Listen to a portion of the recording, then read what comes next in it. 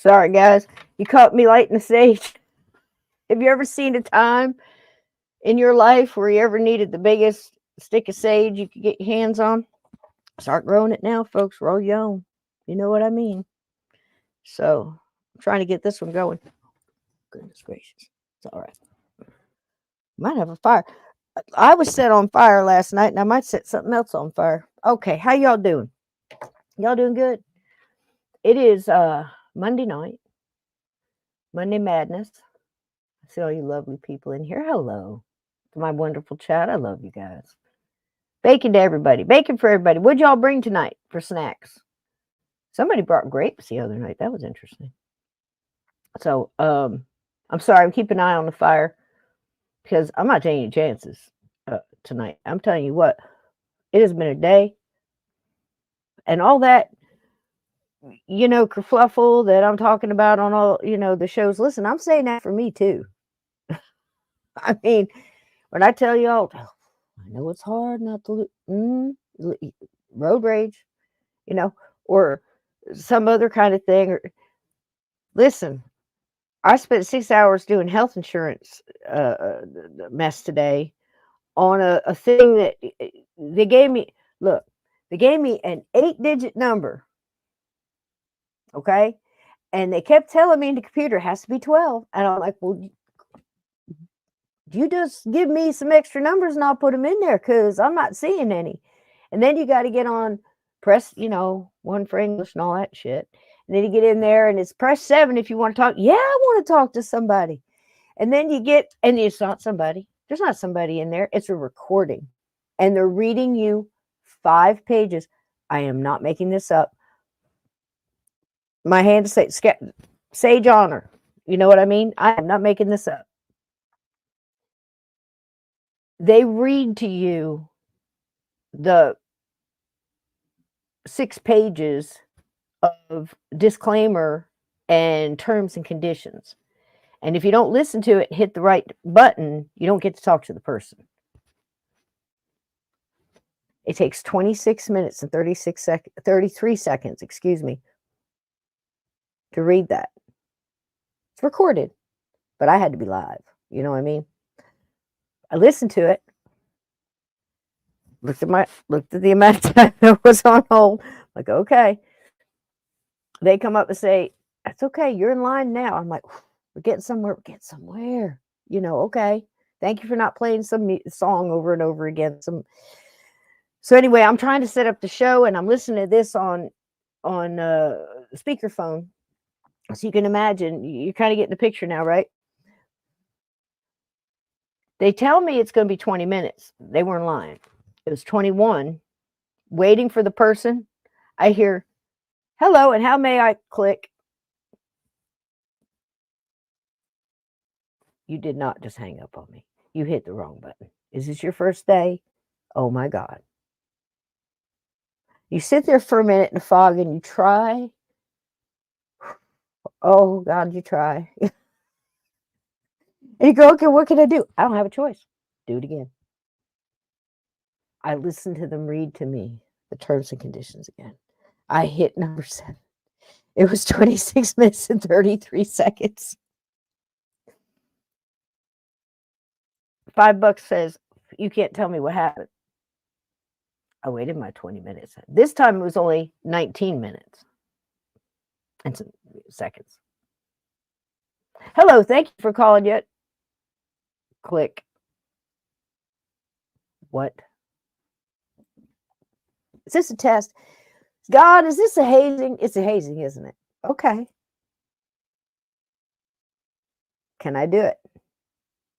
I did it again. And this time I got through. Woo-hoo-hoo-hoo-hoo. I got through. And here's the clip. You like a mystery? You like a mystery? Right, guys? I have to talk about it now. I have to get it out. She says, what seems to be the problem? I'm like, well, I don't know. That's why I'm calling you. And I'm so grateful to talk to a human being. I really say this stuff. I am so grateful to talk to a human being. I just want you to know that I really appreciate you being there today. And she starts laughing. She goes, how bad is it? I don't know this lady, but she got all the train quick. She says, how bad is it? And I said, I've done 4 pages. It keeps trying to time out. I have to keep hitting it so it won't time out. So bad, Sage won't like. And she says, uh-huh. And I said, it keeps asking me for this number. And the only number on my paper is this number, other than my birth date and everything else, right? She says, that's it. You just have to add zeros in front of it. Excuse me? She said, yeah, you got to make it enough. Pardon me, there seems to be a buzzing of some sort. Could you repeat that to me? And she starts to laugh just a little bit. And she says, yeah, you got to put a couple zeros for it. I said, does it say that on any of the papers I may have in my hand right now? And she says, no, they don't tell you that. I said, you might want to jot down a note and let people know. She goes, you're my 9th call today about that. I said, they might want to put that in like the very first line. She goes, I'll stay here with you while I put zeros in your number. I said, oh, thank you so much. Now she's walking me down through the gate, basically. Put the numbers in. Everything lights up. It all works.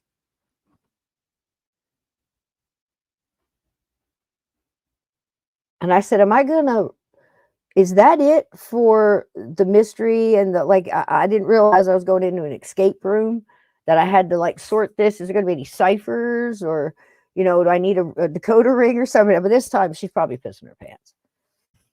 And I'm like, girl, I just don't even know. We can do better than this. And she says, yeah, we can. And I said, well, I appreciate you being there. You have a nice day.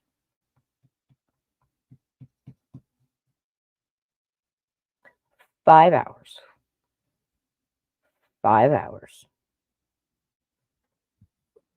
And the sage won't light. It's okay. How y'all doing? What'd y'all do today? Yep. It's 100% true, Vixen. I promise you. You know what got me? It was the it was the fact that they got you locked in. And I can understand, but you have to listen to the disclaimer and the terms and conditions, because if you don't, you know, you have to listen to it. And I thought about taking that option about the 3rd time around. I thought, well, what happens if I hit that button? And Scott, honey, they can't afford me. You know, it's free or nothing. If you had to pay. Oh, God almighty. I just, all right, she's going now. So anyway, I thought about taking that option about the 3rd time around, the 3rd time. And I said, but what if, you know, there's an even darker hole. I know this other hole, been in it twice. I can do it again. I'll just look for videos and stuff for the chat tonight for the listeners. It'll keep my mind off, keep me sane. So you're liable to see absolutely anything at this point, because I told Steve it's a grab bag, but here's a hint: I wouldn't put my hand in there. So what do you say we kick this mule and get this man in here? You ready, darling? Okay. You're going to need, sweetie, you're going to need a 12-digit number. I'm going to provide you with 10 of those. You get to come up with 2 more to get in.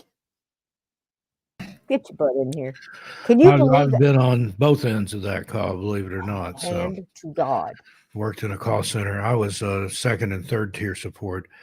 By the time they got to me, they were either double or triple pissed. And my job was to de-escalate them. Hey, I understand. I'm here to help. I'm on your side. You got the right person now. We'll get this taken care of. I've used all of those. I was a customer service manager at a whoever large passed pet the call to me, no notes in the case. And they would have to start at the very beginning and explain the whole problem again. We weren't supposed to get cold transfers, but about 50% of my calls were. Couldn't pay me enough anymore. Couldn't pay me. I'd never do it again. I've worked in several call centers. Nicole used to do call center work, and now she has an aversion to the phone. And I get it. You do that 8 hours a day, and it's just call after call after call. And finally, you get to a point where it's like putting your head in a vice, and every time that thing goes, boop, you tighten it a little, and you tighten it a little, and you tighten it a little. By the end of the day, you're ready to jump off of something. I did my time. And I'll tell you, we've got 100 calls in the queue. Let's pick it up. And the question always had, are we here to help the customer, or are we here to meet the metrics? Because you had to keep those metrics, your call time, your handle times, the average wait time, resolution. You had little things that you had to say, even if you solved the problem. If you didn't say the opening and closing just right, they'd ding you on it, and you'd fail that call. And then you get a coaching Forget about it. session. I didn't mind the No, coaching because no, it'd get me off no, the phones for a half no. hour. I'd rather live in a tree. I'd rather live in hang out with the squirrels and the nuts there. I just no, no, no, no, no, no, no, because I did my time at bartending. That was at least you had a weapon. Are you froze on me, or you just no? You're reading. At I was least I reading had the a chat weapon I here. could give. I had something they wanted. I had liquor. You know what I'm saying? I had beer and Yeah. liquor. So, you just dealing with with the jerky assholes at that point. You know what I mean? Or the and I had no problem throwing somebody out. Listen, at that point, it was like, I was like, come on, please, you know. Yeah. But, for a corporate like AC Moore, which I can say now because it's defunct, it went out of business. I was a customer service manager for a craft store. So I'm dealing with artists and crafters and needy Nancy people and Pinterest people who come in and say things like, and I know because I saw the Pinterest the night before, I know what's trending, and they would all come in. It might be a color, it might be, those stupid adult coloring books. I mean, those people that knocked each other out to get the daggum colored pencils and the damn What do you mean adult this is coloring the book. only size you have googly eyes in? Don't tell me that. Oh, I've actually heard that one. I've actually heard it. And it's like, do you have glue? Ma'am, I got a whole aisle of glue. What do you Where's glue? the glitter? Is this all You the know, glitter you have? the rubber band thing when everybody was making things out of rubber band bracelets and some stuff. Parachute You cord. people just don't I have saw brain. a I know woman you've have a got it in the back. meltdown at a craft store in Portland, Oregon, because they were out of a certain color and diameter of parachute cord that she needed to make bracelets for her daughter's kindergarten graduation or something. It was Yep. something. I mean, it was like a screaming I've seen fit. And I people thought they were knock going each to have other to over. carry her around there. It's like, That, man, there's oh other God. craft stores. There's 3 on this block. Oh God, honey. I mean, I've seen it. I've seen it. And you go through stages.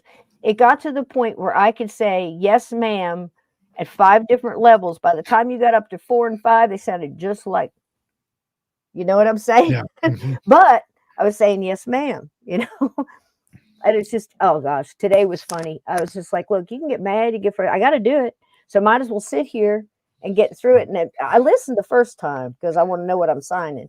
The And I've had second people time, hang up on me. And good. You can go get in the queue again and wait we'll get another into it 2 or again. 3 hours, and you'll get the same answer. I want to talk to your supervisor, ma'am. It's going to be an Ma'am, I hour am a wait, and they're going to supervisor. tell you the same thing that I'm telling you.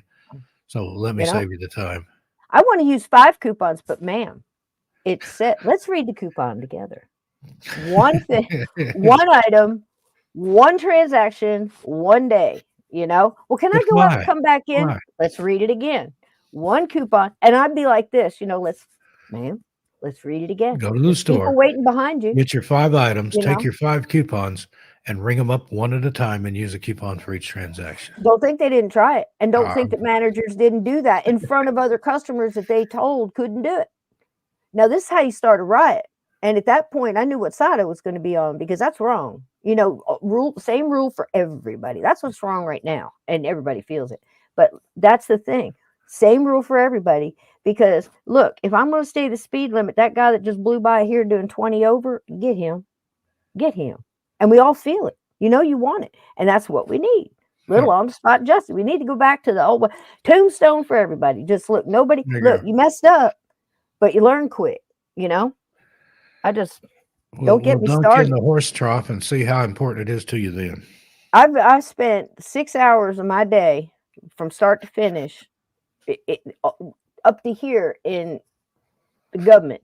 You know what I mean? It's like, Yeah. and I'm like, You hold have on to, a have minute. to tilt your You head spent, back or you're going to yeah, start taking you on water there. you spent 6 pages of legal word salad.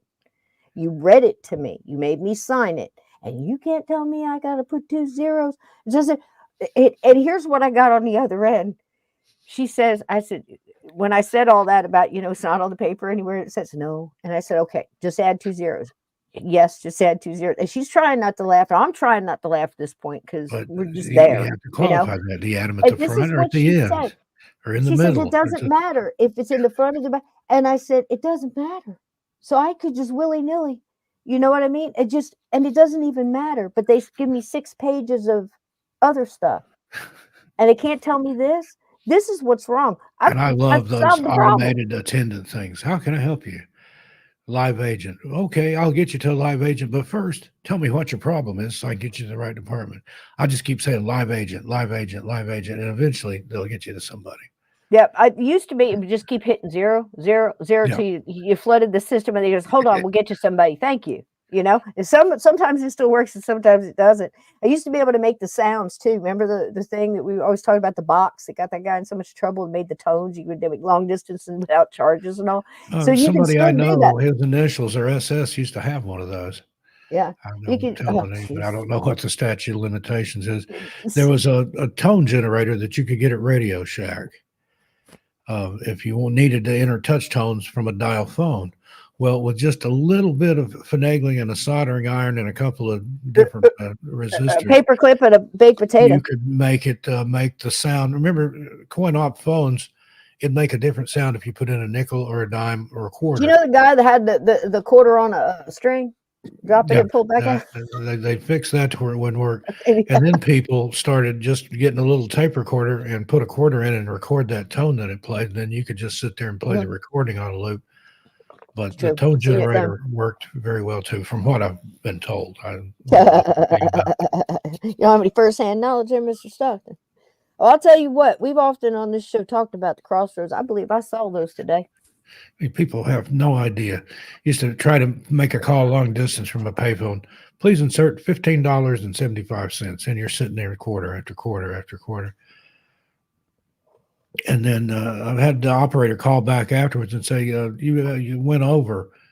You need to Well, put a there you dollar go, Ron. 75 extra in the phone. And I'd say, well, you can take it out all those nickels and dimes you already screwed me out of. Because Yeah, I sometimes tell you you, didn't get your nickel or your dime back. I remember when calls were a dime. I do too. I got stories. And one of my favorite songs, Operator. Operator. You know Jim that song? Croce. Remember Yeah. Jim? Yeah, yeah. And you know, it's like you can keep the dime. You know what I mean? Now nobody knows what they mean. That's the last thing at the end, and you keep the dime, you know, because it was what a great song. That one I love. Taxi. You know, those some of those story songs and stuff like that. They were Harry cool. Chapin. Yeah. So Ron Tom here, T. I'm Hall. no expert, but I'd say maybe you got the wrong vape. I don't know. Maybe you Yeah. shouldn't be Make, doing make it sure at it's all. not too But strong. tell if somebody knows about it in the chat, maybe guide them through because there's so many different things, and some are Yeah. better than I others. like And these disposable ones. This one's got a dropping button on dimes. the bottom. You Yep, can select how much you get. that's a good one. Remember this one? But it's Uncommon Belief still got better this than one. cigarettes. I don't care what anybody says.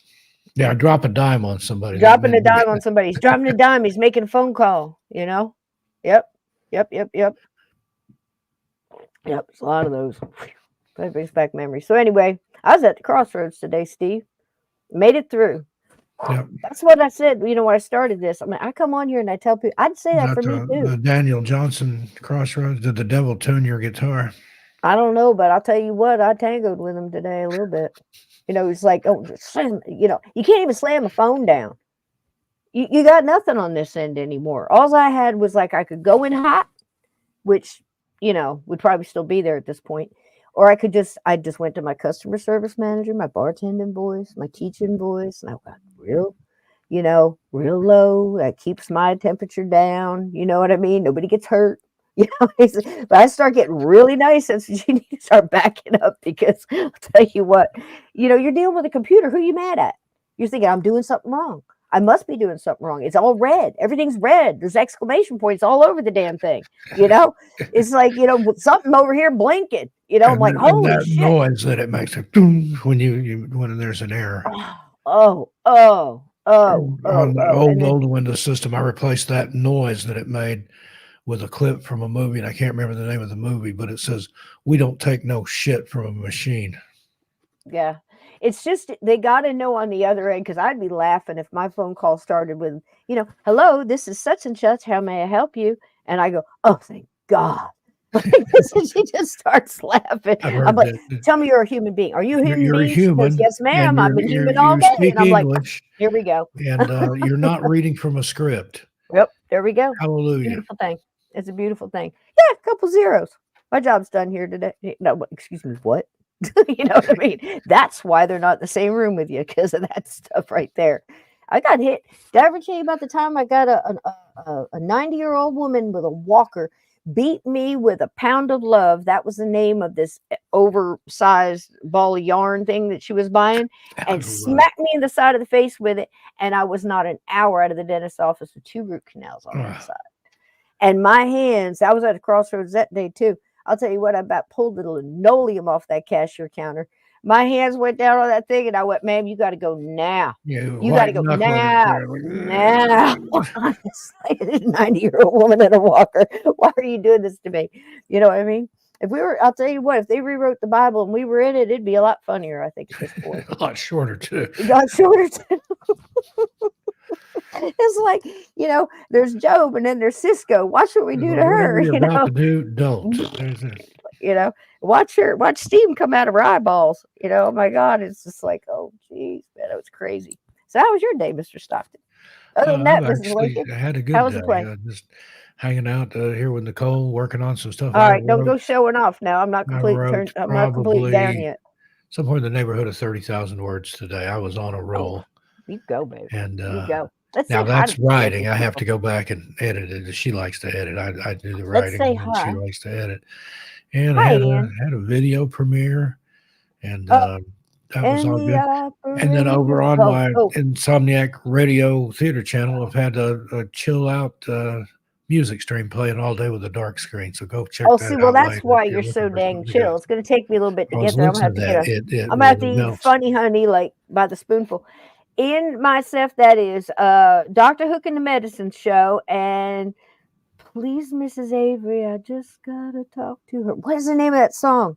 Is it Sylvia's Mother? Or is that Sylvia's Mother? Okay. Yep. There you go. Sylvia's Mother said. Yep. Oh, that's great. Or, hey, Vixen. Memphis, Tennessee. Long distance information. Can you help me, please? Only keep her while. Put a call through to Memphis, Tennessee. Yep. And Edna's here. I still have a hard line and an old time phone. I can slam the phone down anytime I want. Well, I'll tell you what. So visceral and so fun about slamming that phone. Slam her good for me right now. Just please do it. I mean, I've earned it. I said not once, not twice, but 3 times. And you remember you get in a fight with somebody and you slam the phone down, they call you right back and slam it down on you. I've never had anybody do that to me, Steve. You're not going to hang up on me. I'm hanging up on you. Not one person. Oh my God. Oh wow. Hey, Yoda girl. You have to unplug it. I should start yelling. I don't know what she's saying. Let's see what's in here. Scott's alive. How you doing, buddy? Good to see Joanne, Yoda girl 13. Those old phones were built for slamming. They were. They could take the abuse. They were. Did you ever see something funny? Like if you watch an old like Little House of Prairie or that kind of era. And you've got the crank phone, you have to take it off, put it on your ear, and you have to lean up if you're short and talk in the little thing on the thing. Do you ever see somebody get mad and hang with hang it up on that hook? Seen them do it. Or if they got hung up on, they'd hit that little hook up there. Yeah. Hello, operator. Hello. Frozen Moments Bart Bacon. Hey, honey, how you doing? Welcome in. Ted's here. Yep, nothing more fun than so. I agree. Now, whether it's a phone or a body, I don't know, but yeah, hitting the hang up button on a cell phone, it just doesn't have the same, body slam's pretty final too. I've almost put my finger through a phone hanging up on people before. Sometimes they bounce. Oh God. So that's what I meant when I started this whole thing. Thank you for letting me get that out. But I'll tell you what, good to know. I'll tell you. I don't just say these things like I don't come in here sit here and go, hey, do this, keep your lights on and all this stuff. It ain't easy. It ain't easy. But when you're going into something like that, if you can take a breath, that's the only thing that keeps me out of jail. And I'm gonna be dead honest with you because I'm a hothead. When you get up to our age, life in prison doesn't carry the same weight that it once did. Yeah. But because I idle at a 95. I tell everybody knows that. Everybody knows that. It's just that, so you have to stay there, and it works. And if you can get with somebody else, I think it's contagious because most of the people I've talked to on the phone, even young or old, I mean, you can tell by the vernacular, their voice, the way they, way they speak, and that kind of thing, when somebody's really young or somebody's older. And when you get with even with the young people kind of catch on to it because they want to have a good call. It's like I'm just that way. I got to call T-Mobile and cuss somebody out or whatever. It's like, young man, I have a little issue here. I realize this is not your problem, but I'm gonna tell it, and I need you to tell me what you can do to fix it. Are we ready? Here we go. And they're just okay. Here we go. I'm not yelling at you yet. It says, this is our chance to start off good. And most of the time that works out okay. Sometimes I have to, go in and pull posters off the wall and go, do you know what unlimited means? Let's look it up together. Yes, ma'am. Yep. So how's everything with you? You had a busy week. Oh, I did busy doing nothing. I mean, I'm putting the videos up on my new channel, or my new old channel, my old new channel, whatever you want to call it. I'm restoring all my videos over there that came down, and I'm working on new stuff. Glenn's here. Got some other exciting stuff going on. You always got. I love that. Just keep it churning. And keep got the a big announcement coming up in about a month. So stay tuned. Hey, stay tuned. Same No back spoiler. channel. Glen's here. Also, when you dialed a long distance number from your phone, you waited for the operator to come on, ask for your number, and then it would go. Yeah. And back in the day, they just picked it up and talked in it because it was an operator there. And you said, I need Roy Hill 109 or something like that. And it was the BR. It might not have anything to do with Broy Hill, but that's how they said it because it was the BR was the beginning of whatever city or town or. It's just weird. BR 549. I remember before they had zip codes. Okay, I mean, I go back. I remember it's like, what do you mean you're going to put an area code in front of the phone number? What's that I don't about? remember it, but growing up, right after I was born, our phone number was 52526. You just had a 5-digit number, and then they added area codes and 1+ and all that. I think we caught everybody. I know we missed some people. Uncommon's here, Ian of course. Myself was here. Froze Moments. Ted Branston. Ted Branston was here before it even started. Yep. Ted had a cup in his hand when I started. I mean, he already had the kettle on. Let me scroll back. Trying to talk Ted into doing Are You his Kidding own Me podcast. is here. Oh, yeah. Are you kidding me? I wanted to say hi, sweetheart. Uncommon Belief. Midwest Night Watchers. Garrel is here. How you doing, Midwest? Good to see you. Good to see you. Joanne Stewart. Well, I'll tell you what. Jack Kilowatt. I feel better. I feel so much better. Reminds me of Jack Kilowatt. There was a guy in Oregon where I lived, a little town called St. Helens. They called him Kilowatt Kennedy. And he had a habit of climbing up the pole and stealing electricity. And they changed something around. And that time when he went up to hook into the electricity, it didn't work and it arced and it knocked him off the phone pole. And he ended up losing his arm because I know that's not funny, but it would have been cheaper just to pay the electric bill, I'm sure, and he would have had both arms. But you'd see him around town. There goes Kilowatt Kennedy. Crime does not pay. I mean, sometimes we think people get away with stuff, but not really. It'll catch up to you eventually. I tell you, this side or the other. I mean, it just. I mean, I can't tell you how many stories and people getting stuck and going through all kind of mess, and you can't run away from it, folks. Like I said, they might have all the different things wrong, but here's the fact: it catches up with you. You know what I mean? Even if you're judging yourself, slow, but fine, it'll catch up with you and crush you. Yep. So there that is. Like I said, Steve and I were talking in the middle of that mess. And I'm like, Steve, I just don't even know I'm having a week. And today I'm having a day that's like a week. And I said, we're just going to grab some stuff. Now, every once in a while, I'll grab stuff. Kat was on last night. Steve, she did a great job. And we were looking at, I asked her to tell me, we're always throwing videos and stuff back and forth, ghost vids or TikToks with, somebody caught something behind walking behind them or whatever. Yeah. Talked a little bit about that last night. And I said, well, who do you watch? And she named a couple I had not heard of. And then I named some she hadn't heard of. And then we both knew Nuke's top 5. I think the kid does a good job. Yep, those are good. Yeah. So Slapped Ham, I like his. Yeah, we featured him I too. can't stand his voice, but I watched Chills with the volume turned down. I don't know that I've watched that. I probably have, but I just don't recall which Number one it is. 15, Burger King foot lettuce. Always Okay, have I to mix can't. an Oreo voice. No, I And then can't. King Voices, Frostmare. He has a lot of good paranormal videos. I'm sensitive to voices. There's voices I can listen to, voices I can't, and I might want to know the content real bad, but I can't. I can't do it. Yeah, here's Cat. That's what they make Here's Cat. Thanks, sweetie. closed captions for. Hey, Kathita, how you doing? Thank you, sweetheart. Appreciate you. Yep, she did a great job. So we've featured a couple of those, but I had this one I wanted to show you, and I'm like, "Oh, man, I got to show Steve that. I got to show the chat that, you know." And then you put it in, like, I'll make a playlist, a private playlist, so I can find it again. And I lost it for a long time.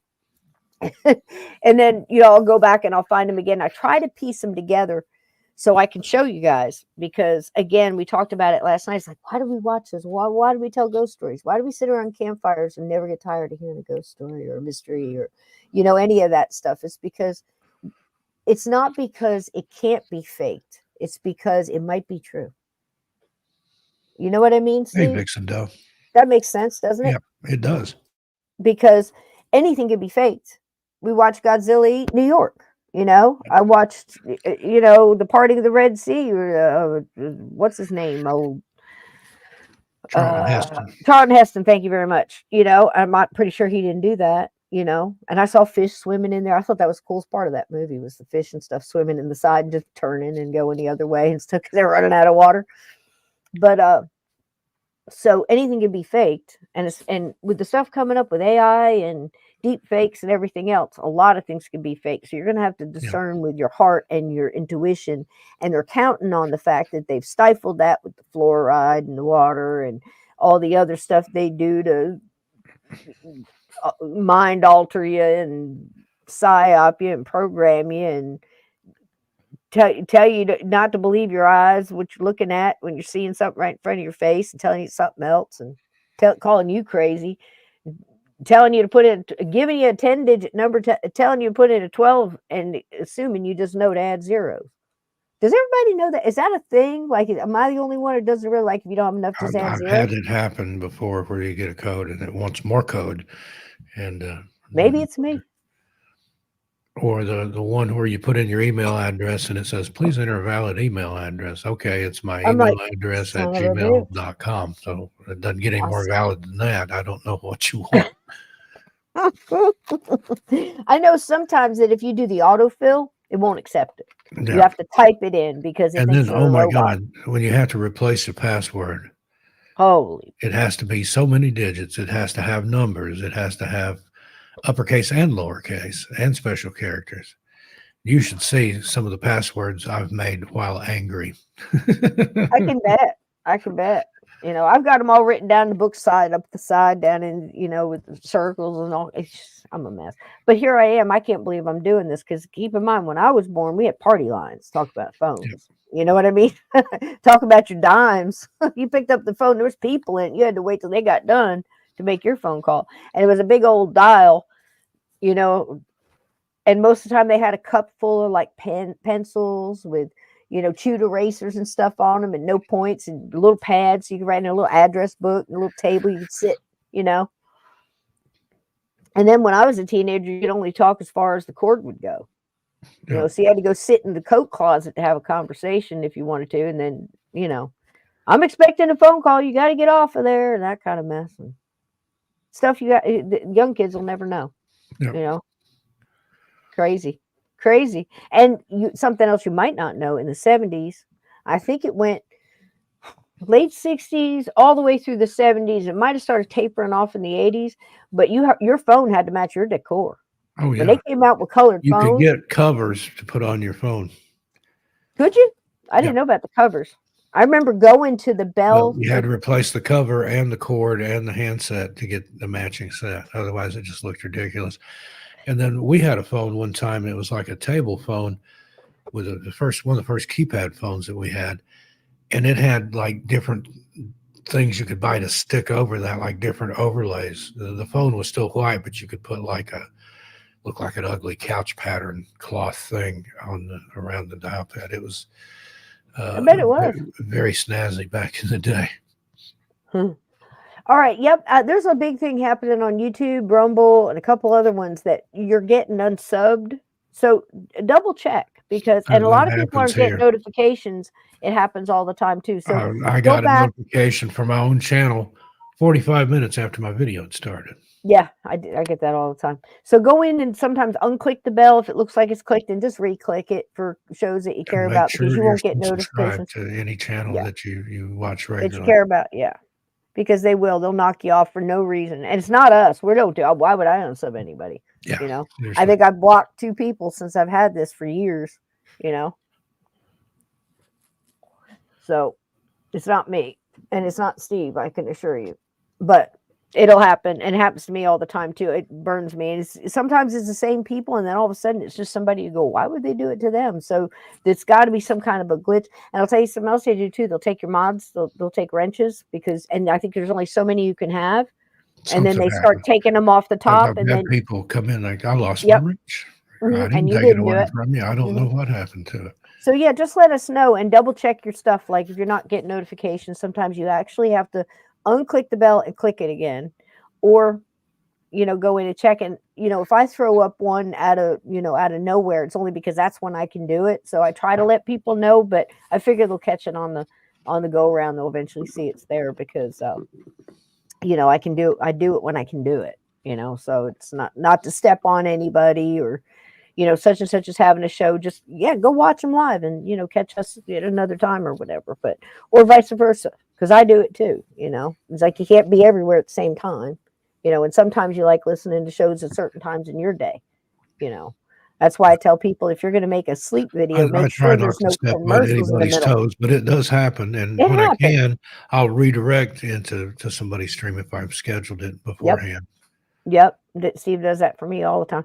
But see, and that's just the thing because sometimes we just forget. We're busy, so busy going. Oh my gosh, it's going to process in time because sometimes you'll put a video into process on Rumble or YouTube, and it takes 10 minutes, and you're good to go. And sometimes it could take 10 hours, It'll and take there's hours, especially with a long form video. mhm. It takes an hour or so to upload it, and then an hour or so to process it up to standard definition, and then another hour or so to get it up to high definition. That's so true. That's so true. And if you put something in and it does that and you've got it scheduled, it might load the one without the high quality sound and the high quality vid. Yeah, So if you're getting anything like that, always go back and watch it after like the next day or the yeah. next morning or an hour later even.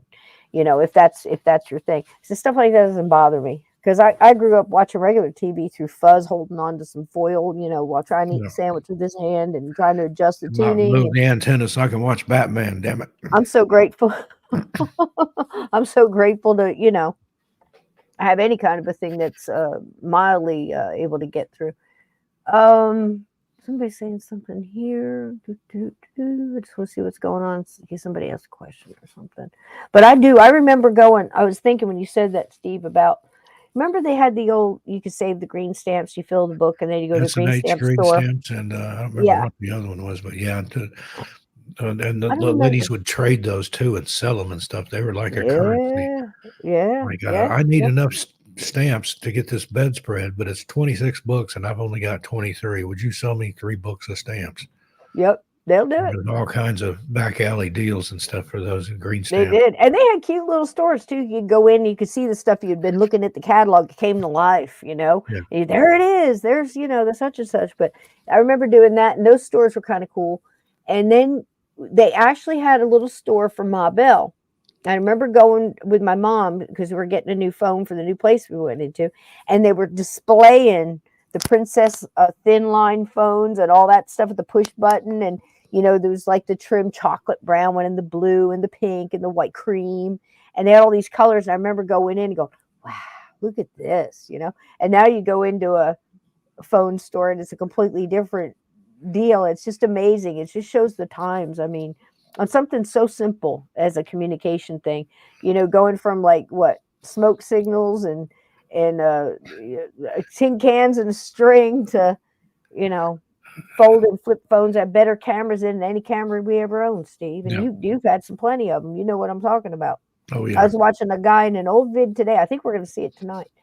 and he's got a camera in his hand, and he's describing how he took this picture that this something popped up in.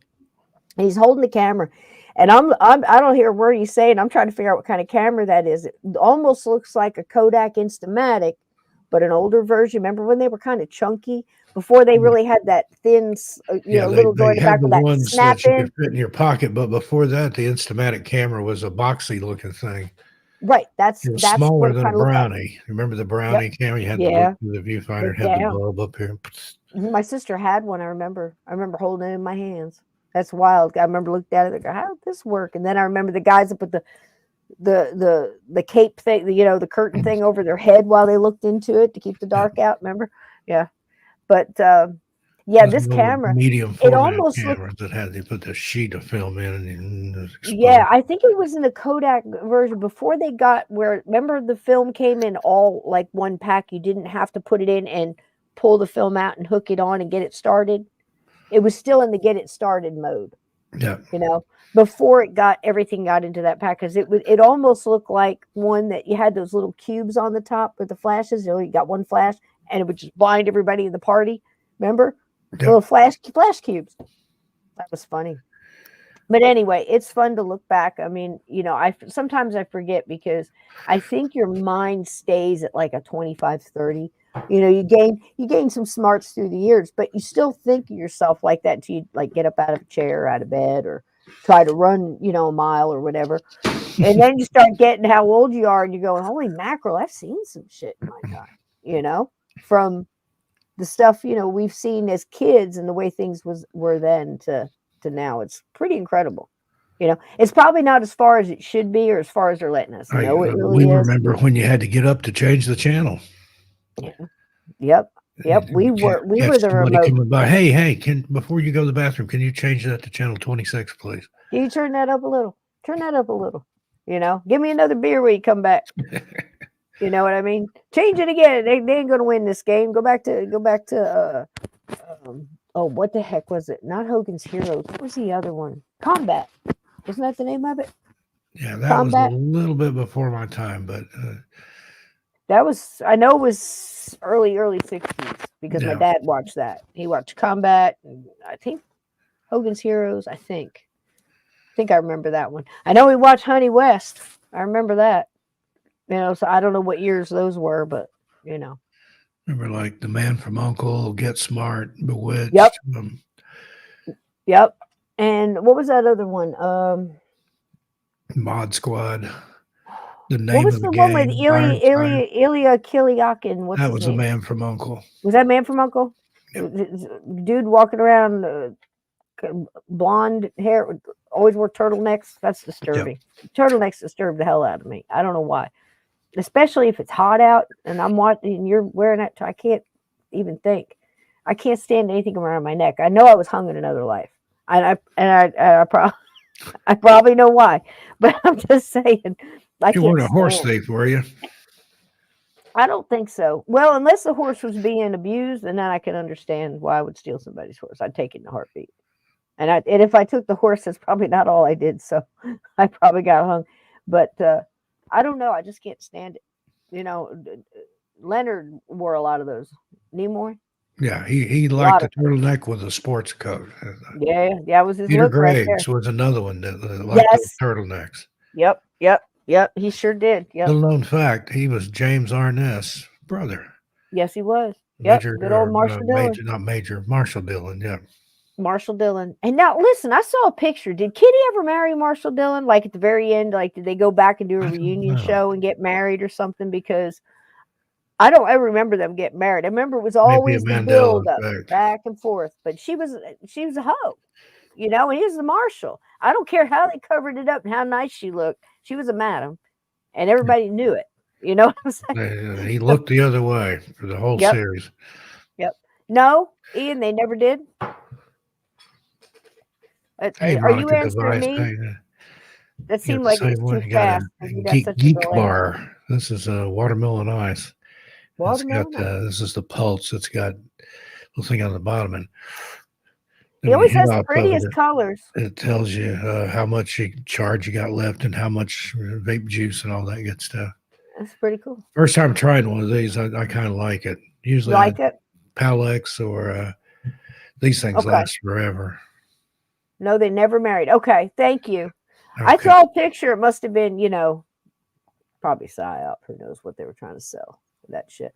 Again, you can't question everything, folks.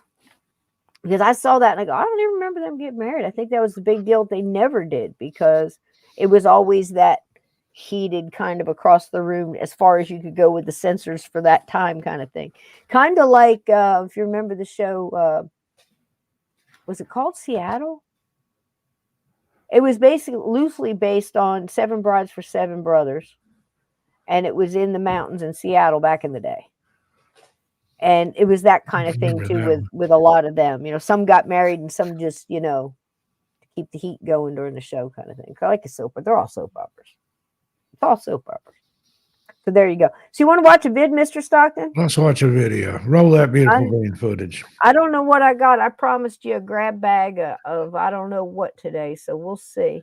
But like you said, you don't want Don't to stick stick your your hand hand in there. Don't stick your hand in the grab bag. I'm hoping. Might grab back. I ain't making no promises. So before we watch this, so if you're gonna stick your hand in the grab bag, I have to read 5 pages of disclaimer, terms and Legal conditions. disclaimer. And if you hit the wrong button at the end, you're gonna start all over again. All right, let me see if this is it. That's not it. Where is it? That's it. Oh, I like this one. I mean, I don't know, but is that an unprovoked, unsolicited? Unsolicited endorsement, unprovoked endorsement of Vita Coco coconut water. Great for hydration. Send me Get hydrated, people. Get hydrated for the love of God. Get hydrated. And coffee, I was drinking Dippin' Donuts. I ordered that today. A woman calls the local police saying that she hears. Hold on. Best kept secret in New England. Dippin' Donuts. Dippin' Donuts. I've got more flavors. Have we let Dunkin' in the dust? Were they non-responsive in their they won't sponsorship? send me a case of coffee or a gift certificate or anything. Screw them then. They give me a headache anyway. They've changed the recipes and I don't like them. I said it. I used to work there. I feel I got the right to tell the truth. I was there before they had Munchkins. So I'm here to tell you. Those came out, I had to make a special trip to Dunkin' Donuts in Knoxville, Tennessee, so I could get a box of Munchkins. And it had a little face mask or something you could cut out. Well, I'll tell you something. See, they can change the rules and they can do all kind of things. They can sigh up us. They can lie to us. They can try to dazzle us with bullshit, but something that'll never change. As hard as you got to work for your money, you're not going to just go buy something anymore on a name when you know damn good and well it doesn't belong to that name anymore. Yep. And they've stopped all the things that made it famous in the first place. So it's just like everything is falling apart. Remember, the Maytag repairman was lonely because the damn things held up for 50 damn years. I had people in my family that were proud. I've had that wash machine for 35 years, never missed a cycle. I've heard growing up all my life. It was people had vacuum cleaners, handed them down in the will for love of Pete. Had a Hoover vacuum cleaner or a Kirby. Yeah, and, that's it. And a Maytag washer and dryer or a Kenmore. Don't give them your money, folks. Don't buy for the name. Buy for the quality and buy local. Buy from small businesses and make your dollar count. Not only for you, but for a statement. If they ain't holding up to the name, tell them sayonara. You know what I mean? Because it works. It works. Okay? So here we go. Here's somebody that holds up to their quality and doesn't let you down. Nuke's top 5. And I want to give him all the credit because I like the young man. And here's the thing. I've noticed that he's not putting out as many videos. And he said, a couple times, it's not so much him, it's him, he's doing it by himself and all that. And I know it's a lot of work. But here's the thing. There's so many videos out there now that it's really hard to decipher and get some good ones. But he's always said, and he says it often, you decide. I can't tell you, don't have any background on it. Here's the person who loaded it up. He always gives the people who loaded it up credit if he has that information, as you see in front of me here. He's going to put it up through the whole thing. And if he can, if they have a channel, he usually goes to that channel and says, well, it's not even a paranormal channel. So, they're normally posting about frying chicken and cheesecake recipes and stuff. And then all of a sudden, paranormal video. So I guess by saying that, it kind of maybe gives a little more credit, but then you're going to have that thing in your mind that says anybody could fake this. I get it. But like we said last night, Steve, you know, you're not watching it because it can't be faked. You're watching it because it might be real. And that's why we listen to these stories. And you got to decipher for yourself. And I think it really is good. It's like playing chess. You know, it's a mind exercise to watch these. So I get it. You know, people say, well, that's fake. This is fake. That's fake. And that's fine. Because a lot of these can be, and I do it too. Like I said last night, Steve, what's happened since I've been doing a lot of videos and using GIFs and trying to use transparents and layers and stuff, I can look at these things just by eye. You know, I mean, I've got things I can run it through that tell you if it's layered or if it's made up. I mean, you know, Tin Eye comes to mind. Everybody can use that for free, you know, but I'll actually recognize certain gifts and stuff that I've used, like mists that move and things like that. I'm like, man, I know, I worked with that thing for 3 hours. I know that thing, that's a fake. But that doesn't mean everybody in the video thinks it's a fake either, you know? So again, what are you really doing? Take it. If you believe it, I would say go on intuition and what you feel when you first see it. And then, you know, go from there, because what are you really doing? You're just kind of putting it in your database, right, Steve? Yep. And we like watching them. And we like seeing what's out there and wondering if it's real. So this one, the first time I saw it, right away, I always think of Steve. I'm like, I got to show that to Steve. And I show it to listeners because this has got a really decent backstory. So I want you to listen to what Nuke is saying. And again, this is Nuke's Top 5. If you're not subscribed to him, please go. You know, I mean, he's got a lot of subscribers. He's doing just fine. But the thing is, he deserves it. He's held up over time. I like him, you know. So this one's got a little bit of a backstory. So let's listen in, shall we, Steve? A concerned woman calls the local police saying that she hears strange, unexplained noises coming from her son's apartment just above her. The problem is, her son is out of town and the apartment should be empty. The police quickly arrive on the scene, but they don't find anyone inside. No robber, no trespasser. However, the officers do hear strange noises like banging and the low murmur of voices. They are concerned that someone might be hiding inside the residence. So, the officers radio headquarters and ask that a nearby public CCTV camera be focused on the windows of the upstairs apartment. What the camera captures is downright chilling.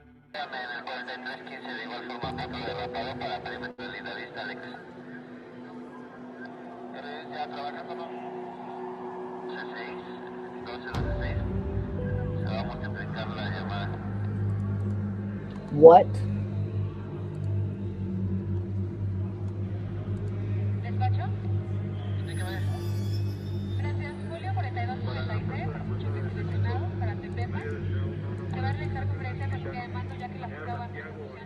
The CCTV camera captures the ghostly figures of 3 children looking out the window as the police leave. The apartment building's longtime security guard claims that every 10 years this same strange phenomenon happens, and no one knows how or why. He says that no children have ever lived in that apartment, so he has no idea who or what this might be. To this day, the footage remains a mystery.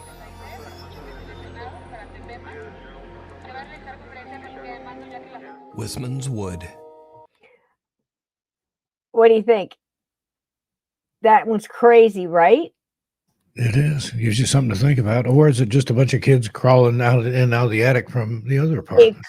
It could be. That happened in Oak Ridge. There was a multi-family dwelling, but they found out, some kids did, that you could go up in the attic, you go all the way across and go down in the other apartments. And they were going into some lady's apartment and drinking her Kool-Aid and eating her potato chips, and they finally got caught. But you never know.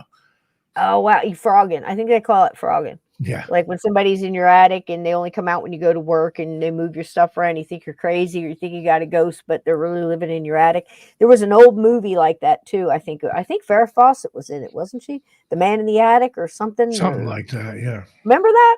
It's creepy. It's yeah. really creepy to think about it. So, I mean, every once in a while, check your attics, folks, because your closets and that hidden room you got in the back, whatever, your basement, because, you know, get pest control, if you know what I mean.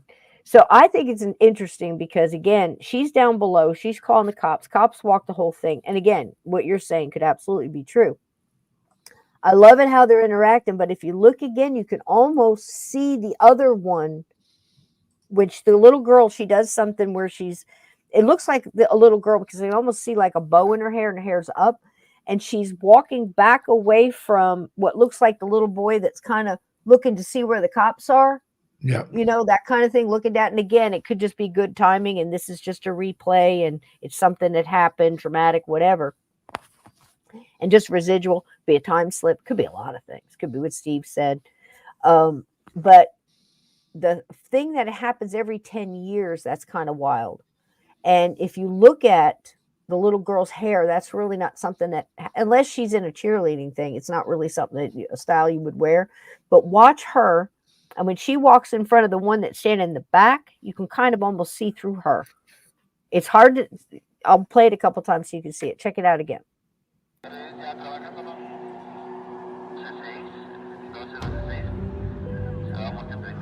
You see the eyebrows on this one. You see the eyes here. It looks like almost a little boy. You see the part in his hair. See him looking?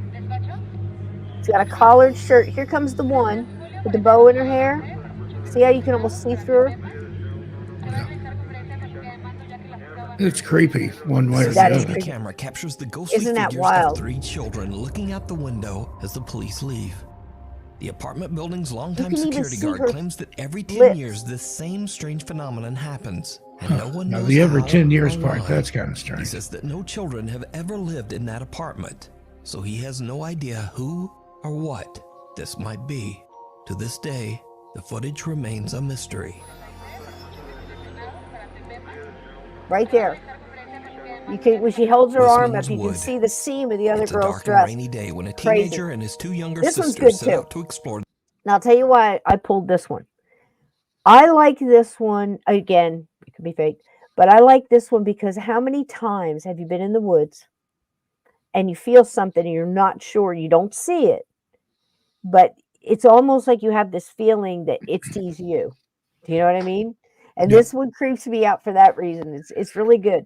So you got to look behind. There's going to be a young man talking here and a hoodie. You'll see him here. And then look behind him and you'll see it. The haunted Wisman's Wood in Devon, England. Local legend says that the haunted forest was once considered sacred ground by the ancient Druids, and that any hiker should stay away from the woods at night or during bad weather. Unseen Paranormal. 3 siblings have been walking for about an hour when the older brother decides to make a short video complaining about the rain. What happens next is truly bizarre. This is why you love Nuke. An hour now, it is f***ing it down. These two are doing my head in. It's getting dark. It's really behind him. I have no idea where the dog is. What? Did you see it? A dark, eerie figure seems to be staring at them before quickly disappearing out of sight. The video was posted to YouTube by a friend of the family who believes they might have caught some sort of paranormal sighting in Wisman's Wood. Doing my head in. Did you see it? It's getting Did dark. you see it? I have no idea where the dog is. What? And a happy new year. That was crazy because, again, it could be, but the way it pulls down and it's almost disintegrating as it goes down. It's not like a solid thing. Can you play that one more time, please? Sure, absolutely. Just keep looking behind his head. At first, I got to be honest, when I first saw this, I thought it was a kid by himself walking through the woods, and the kids making all the noise were ghosts, and he was just going to keep walking. I'm like, no. You know what I mean? That's a little too solid there for me. Let me take it back right about right here. I love his accent, too. He's like, these kids are giving me a headache. F***ing it down. These two are doing my head in. It's getting dark. It's really See? I have no idea where the dog is. What? Did you see it? A dark, eerie figure seems to be staring at them before quickly disappearing out of sight.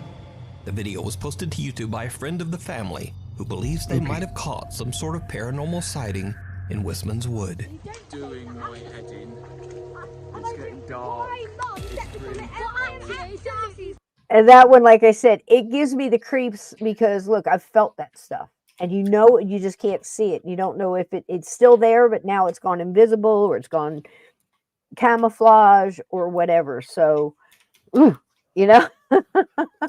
again, it might just be reminding us that, you're not going to see everything that's there. I just think it's really good. And hello to Monica. Monica's in here, and somebody else popped in. Jennifer, hello. Welcome. D-Rock is here to say hi to you, sweetie. Jim's here. camera at Dawn. Hey, babe. How you doing? Welcome. Freeman and Eric. Hi, Eric. How you doing, honey? Unseen Paranormal Podcast. We're paying some homage to Nuke's Top 5 here. Yeah, that's just, simple but creepy. Apparently he boxed his dog. See, the dog would have picked up on it, Now, I love this one. I love it because it happens to so many people. I hear it all the time around holidays, birthdays, or whatever. And I stuck it in here because, again, it reminds us of the little signs. But I think it's just such a cheery thing to watch that I threw it in here. It's multi-layered. So it's going to cheer you up. Watch this. TikTok user Sav is celebrating New Year's Eve with her mother when something happens that they simply can't explain. I love that they dressed alike and they're having a little New Year's, God bless them. All right. 1, 2, 3. Straight up. Oh. All right. Ready? 1, 2, 3. Oh! I can get it. Twist it. Here it comes. Woo! Now listen. Look at their faces. That not work. And a happy New Year. I wish you a happy birthday, a happy Merry Christmas and Happy New Year. But look at their faces, and this is why. It was broken. Okay. No, it worked, but we just haven't. That has not. I've twisted it. That has not worked. That's my dad's snow globe. Like, we designated that to, be my dad. Oh my god. Yeah. Isn't that cool? What the fuck? Sav's father passed away nearly a year and a half ago, and the family displays his snow globe to remember him. As Sav says that the puppy in the globe actually looks a lot like her dad. However, the snow globe hasn't worked for a long time. But just as Sav and her mother pop confetti to celebrate the new year, the globe inexplicably starts playing We Wish You a Merry Christmas, beginning right at the part of the song that contains the line, "And a Happy New Year." Happy New Year! Happy New Year! What more would you need? Yeah. That has not worked! Sav believes that it was a sign from her father that he's still there and he's still watching over them. The watcher in the woods. How about that? A guy. How about that? Now, how many times? Isn't that great? You're not here. D-Rock, what's going on? You all right, babe? I know. How sweet, right? Yeah, it was the dad. Yep. Yeah, that's what I'm saying. And why not? What are you hurting? To feel joy in that moment. And I wish you a Merry Christmas and a Happy New Year. Just at that time. Now, people can argue, say, okay, it was, your spirit guide, or it was, this. Okay. But isn't that proof that there's more? You see what I mean? So take that, you know what I mean? As far as that goes, take that for yourself. Allow yourself to have that. I think it's wonderful. Yep. You good? D-Rock's good. He's slinging bacon. He's all right. But yeah, isn't that sweet? And it does make your heart feel good. You bet it does. Yeah, we're good. All right. Facebook user. I bet you this is Michael. Is that you, Mike? Is that Michael Laciana? Sometimes he's over there on Facebook. If it is, hello. If not, hello to you, Facebook user. All right, let's see what else I got in here from Nuke. A guy named Ryan lives with his mom and little sister out in the remote woods of the Ouachita Mountains in Oklahoma. One day at around 5 p.m., Ryan is outside similar to the other one. Christmas tree into the trunk of his car, as you do, when his security camera captures something truly unnerving. Wait a minute, right here. Listen to that again. Hold on. His mom and little sister out in the remote woods. This is why I love Nuke, because he makes me chuckle. listen to how he says it. He's putting his Christmas tree in the trunk, as you do. Of the Ouachita Mountains in Oklahoma. One day at around 5 p.m., Ryan is outside shoving a Christmas tree into the trunk of his car, as you do, when his security camera captures something truly unnerving. Watch this. Now, Glenn, if you can't see it on your screen, just after the show, just go ahead and then zoom it up, and you'll see. Because I've watched it on my phone, too. It's hard. Someone or something seems to walk through the woods towards Ryan, then bend over and just kind of disappear and then right there, into thin air. Ryan says that he didn't see. Right, did you see that? Right there, you can see, like, when for some reason, when it bends, it almost looks like, like a lot of those Gettysburg ghost vids or Fredericksburg where you see him walk through the trees. It gets real broke up and glitchy. But when it stops and bends down, it looks like a naked man with a dark hair and sideburns just bending down. He gets real solid when he bends down. So I don't know if that's a glitch in the camera, the way that works or what, but let's watch it again right there. Right there. Someone or something seems to walk through the woods towards Ryan, then bend over and just kind of disappear into thin air. Ryan says that he didn't see or hear anyone at the time. Very creepy. And after viewing the footage, the family is concerned that a stranger might have been trespassing on their land. But obviously, they can't explain how this person could have just disappeared. So is this something paranormal caught on camera? Or is it something even scarier? A stranger hiding in the remote woods near a family's home. That's just as creepy. Somebody that's alive. Oh, this is another one. And this is another one I picked because, again, real easy to fake it, but watch the dogs. I love the ones with the animals because it's harder to get an animal. Of course, you can if they're trained, but the way they react here, it's very simple, very quick, but I think very creepy. I tried to turn it up loud so you could hear it. I hope you can. Next is truly bizarre.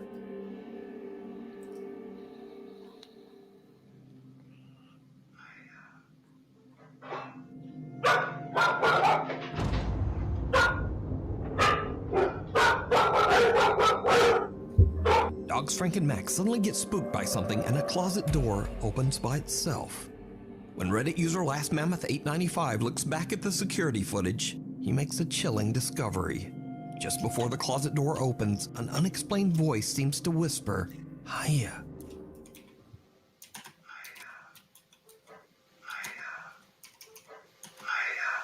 Wow.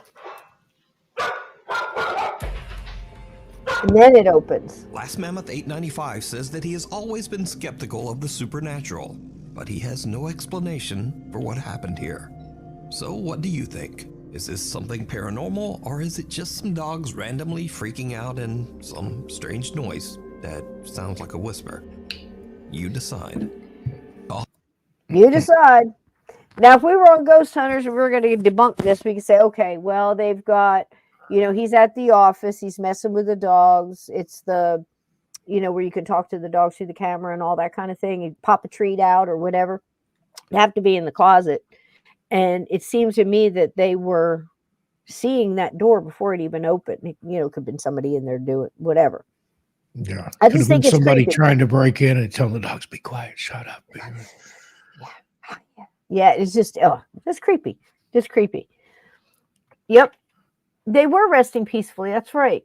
The roosters. What's going on with the roosters? Here they come to kill the rooster. Remember that song? That was a good song. Who was that? Slipknot? No. Who was that? Who was that, chat? I know, it's very cute, very creepy. Very creepy. I don't know what's going on with the roosters, Froze. Do you have what's going on? The roosters tried to warn us. Oh, okay, wait a minute. Roosters, prophesizing roosters here. Wait a minute, we got to pull the show over for that. The roosters tried to warn us about the big fire in the sky for millennia. Oh, okay. They're, trust the animals, I say, Steve. How about you? Mulder told you something in your closet, you'd believe him, right? Yeah. I'll tell you what. You know what made me feel Nicole had a dream and he was talking to her and he said, "Don't tell Steve I can talk." I'd believe every word of that. I really do.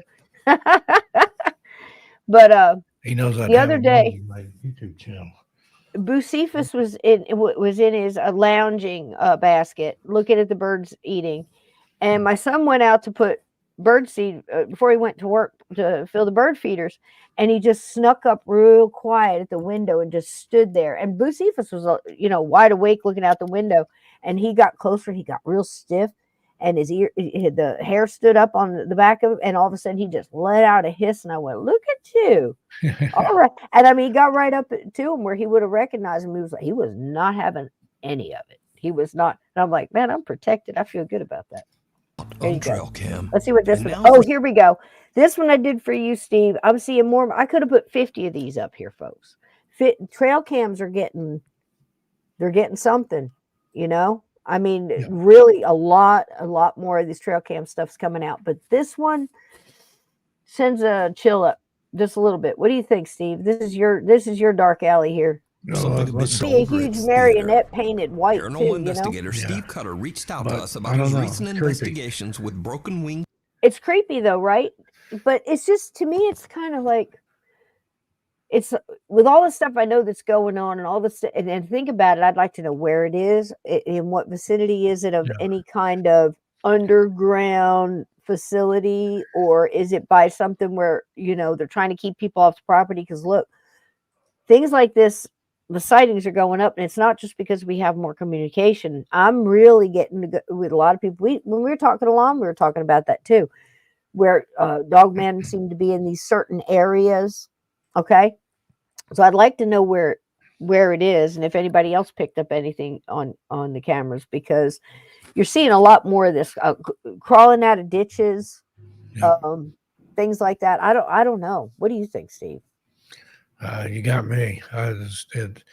It's obviously a very elaborate hoax, and somebody would have to go into a lot of trouble, to do it just in front of that trail cam, or there's some creepy, skinny white thing out there crawling around on all fours in the woods.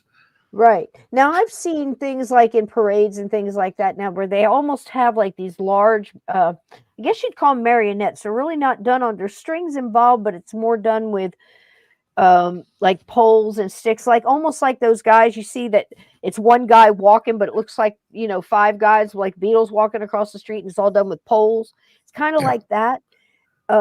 You could do something like that, and I know a lot of people have said that about those night crawlers too, Steve, where maybe somebody on that's stilts some or of the puppets. strangest footage I've ever seen. Or puppets, and, or this. I think Fake tried to recreate that, and they couldn't do it with a Hollywood budget. Not to make it right anyway. Not to make it they look could like get it close. And again, anything at this point could be done, but what concerns me is the amount of it. So to me, it's like crop circles. You've got crop circles here, you got crop circles here. Well, first of all, you're only hearing about what's getting out. Yeah. And when you start really looking at those things, and you find out there was like 258 of them within, 3-year span all around Stonehenge, and you're just not hearing about it. Two guys claimed that they did them, but if they did, they've been very busy. No way in hell. And not the way the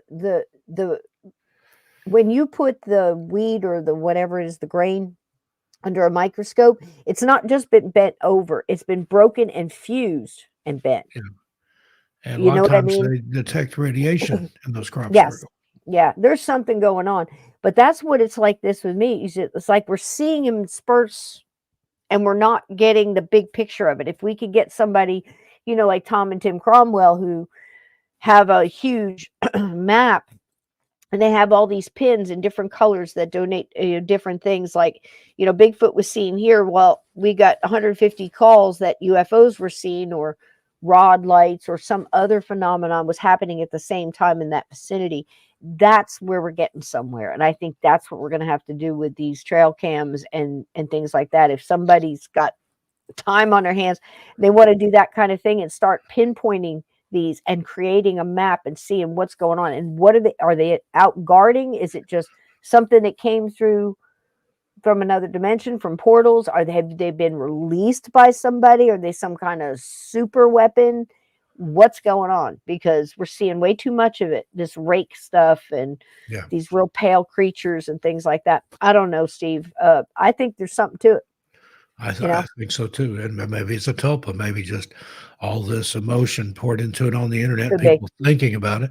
But then I've heard that argued that if that's all it would take to create something, then how come every year there's not sightings of Santa Clauses or Easter bunnies or other things that people? I think there is. I've seen Harvey. Are. I've seen Harvey a Miracle on 31st Street. You can't convince me that they don't exist. There you go. Know, I didn't believe in Easter Bunny till I saw Harvey started. What was he called? Hang on, a puka. Yeah, a puka. You know, and I saw two people arguing in a paranormal chat. They showed up this picture. There's another picture going around. It's like a mummified leprechaun, and of course, that's the kind of stuff's coming out because St. Patrick's Day's on its way, and all that kind of stuff. So that's one of the reasons it was trending. And somebody got underneath there and said something with just complete conviction and said, "That's an absolute fake. There's no such thing." No such thing as leprechauns. That's a gnome, damn it. And that's kind of where we are in the paranormal. How dare you misidentify that That's a gnome as a leprechaun? That's a hard no. Yeah. Don't you know your elven creatures? Know your creatures. Know your creatures. Know your lore. There it is. You know, hey, we ain't playing. We're professionals up in here. It's so funny. But that's kind of where you are. Now, I like this one because at the end, I mean, it's a typical paranormal little investigation, but at the end, the guy is sitting on the stage, and again, yeah, it could be fake, but he's picking up intuitively, and he's doing the thing where he's got like a double blind, so he's blind and he's got something over his ears, and he's asking questions, but he's hearing through a device in his head. And they're supposedly the ghosts are answering the questions. So it's one of those things. But I thought it was fairly interesting because it's a couple different things in one. It's paranormal at the Ritz Theater in Tooele, Utah. The movie house opened in 1939 and is said to be extremely haunted. Steve believes that the group may have caught evidence of paranormal activity inside the theater. Just as we begin our portal session, you can clearly see we are all in the room. LaDawn is sitting in the back of the theater. Watch the doorway on the right side in the back of the theater. You will see an apparition walk towards the bathrooms, and then just a few seconds later you see the same apparition walk back. This cannot be a person, because as you can see in this still, a person has full features even in the back of the theater. Amazingly enough, this was captured on both of the DVR cameras.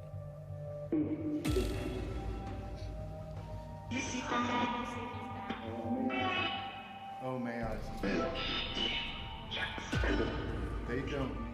An unidentified figure can be seen walking back and forth in the hallway at the back of the theater.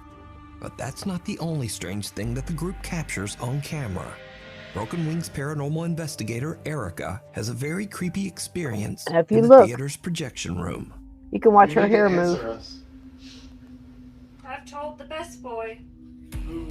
Oh my God, something just stroked my god hair. Are you sure you didn't hit that extension cord? No. Erica's hair moves by itself, almost as if touched by something we can't see. Later, the Broken Wings paranormal group join together in the theater as they try to contact any spirits that might inhabit the old auditorium. That's when a static camera captures another truly bizarre event. You want to tell me your name? Suzanne. I feel things starting to come into the theater, almost like a show is about to start and there's stuff like starting to shuffle into the theater. It might be residual, but it feels like there's stuff starting to come down the aisles and fill into the seats. Especially on this side right here on the right. Over here? Maybe they're here to watch Brett. Another unidentified figure can be seen slowly walking through the aisle towards the investigators before it simply disappears into thin air. So with all these creepy captures, could it be that the Ritz Theater is truly haunted? Now you can see it. Let me know what you think. See that? You can almost see the legs. This entire investigation and many more over on the YouTube channel, Broken Wings Paranormal. Which part didn't you see, Catheta? 4 Non-Blondes. I don't know what's happened with 4 Non-Blondes. Yeah, it's kind of It kind of reminds me of Mystery Science Theater. Oh, you Yep. need to see the back of our head. We have to turn around for that, Steve. I think I have to put one of us has to put on a funny hat with ears. What part, Catheta? The part where she's walking back and forth, or I think it felt like a female to me. I don't know why I said she. Right there. That part where the body's walking down, or the one walking back and forth. I'll run it through real fast. I think this is it. Okay, her hair. Watch her hair move. Something just stroked my god hair. Are you sure you didn't hit that extension cord? No. Erica's hair moves by itself, almost as if touched by. You know, Steve, that's what I want to do. No offense, ladies, but that's what I want to do. I want to spend the night locked in the theater with a bunch of females like this. I don't understand. You know? It's just Something we can't see. Later, the Broken Wings Paranormal Group join together in the theater as they try to contact any spirits that might inhabit the old auditorium. That's when a static camera captures another truly bizarre event. You want to tell me your name? Suzanne. I feel things starting to come into the theater, almost like a show is about to start and there's stuff like starting to shuffle into the theater. It might be residual, but it feels like there's stuff starting to come down the aisles and fill into the seats. Especially on this side right here on the right. Over here? Maybe they're here to watch Brett. Another unidentified figure can be seen slowly walking through the aisle towards the investigators before it simply disappears into thin air. that was a much better So with picture all there. You these can creepy see it. captures, could it be that the Ritz Theater is truly haunted? Let me know what you think. Honey, everywhere is haunted. You just don't Especially, know there's it. just something about old theaters, though. Every theater Oh, gosh, that I've yeah. ever been in has at least one ghost. Oh, this one. I like this one just because it's cheeky. This was a fast one. Okay, here we go. Or this happens.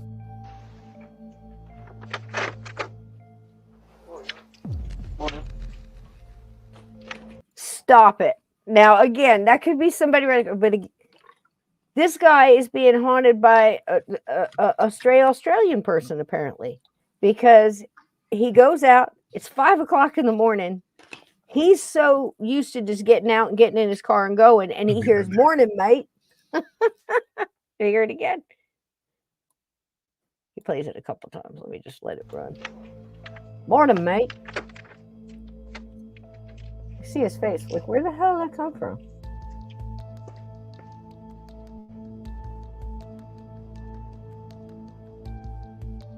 Someone nearby can be heard casually saying, "Morning, mate," but there's no one there. Now, Paul automatically responds to the farting in mysterious Australian. nearby greeting, but he's confused when he looks around and sees no one. No neighbors, welcome. no strangers walking their dog, just no one. Paul and his family have had some paranormal experiences in the past and wonder if they accidentally captured a ghostly voice on their doorbell camera. But what do you think? Thanks to a concerned woman. There you go. But anyway, this one right here is my fave to date.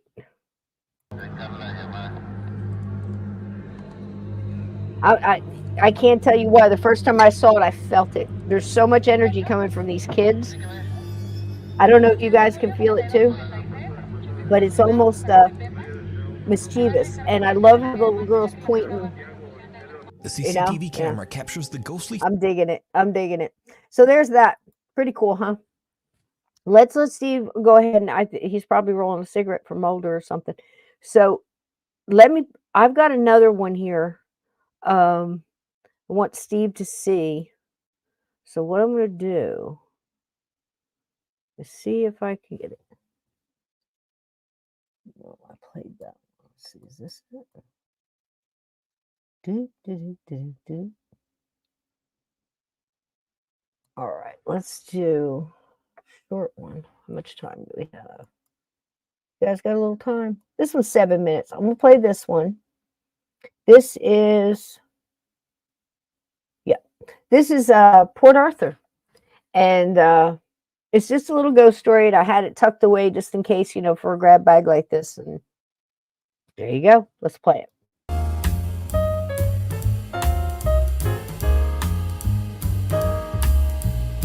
Like a variety show. Coming up next, the Beatles, live and in person. All of them.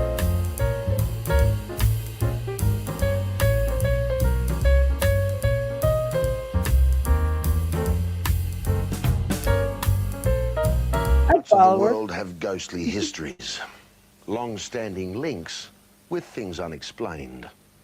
Australia is not without its share. Generations have passed on stories of ghostly figures haunting old buildings and homes. Tragic souls unable to find peace after death. At Port Arthur in Tasmania, ghost stories have flourished for many years. Even in the 1990s, strange visions appear. Some have been caught on film.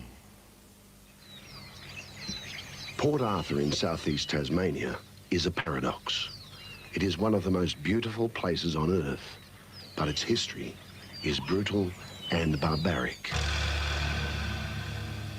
Established in 1830, it soon became Australia's most notorious prison, a desolate outpost for 12,000 convicts. There's a feeling here. It's a real feeling of sadness. It's here during the day, but it's here at night as well. There was a lot of tragedy went on here. Exactly the kind of place you'd expect to find the unexpected and the unexplained. Like this mysterious apparition, captured on film by a Victorian couple one weekend last year.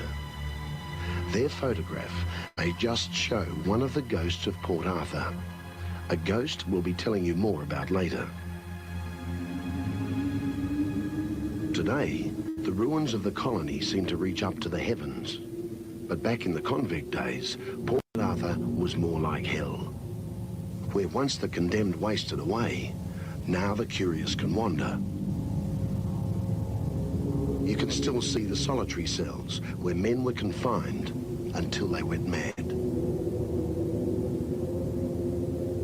Some say the tortured souls of prisoners are still trapped within these forbidding and windswept walls.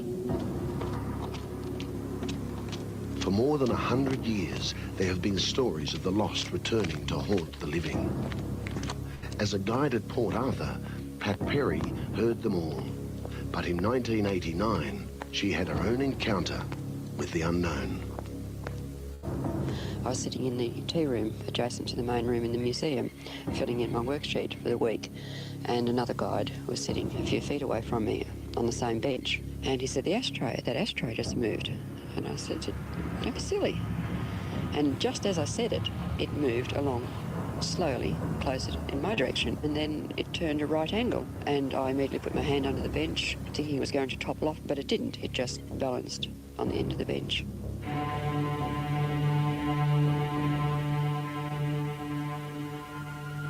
Leslie Kirby had her brush with the ghosts of Port Arthur about the same time. One afternoon I was sitting in the medical officer's house.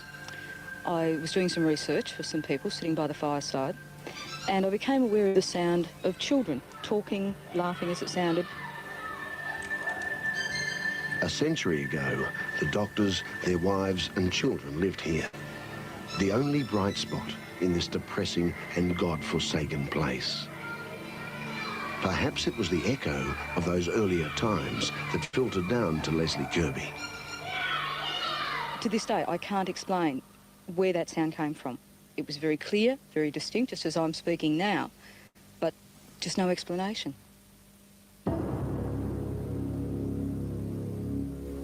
Then there's Nanny's room, where the woman who cared for the first commandant's children lived and died mysteriously. Today, it's just as it was in the 1800s, even down to Nanny's old rocking chair. That's another unusual thing about this house. been 2 occasions that I know of that the chair has been seen rocking by itself.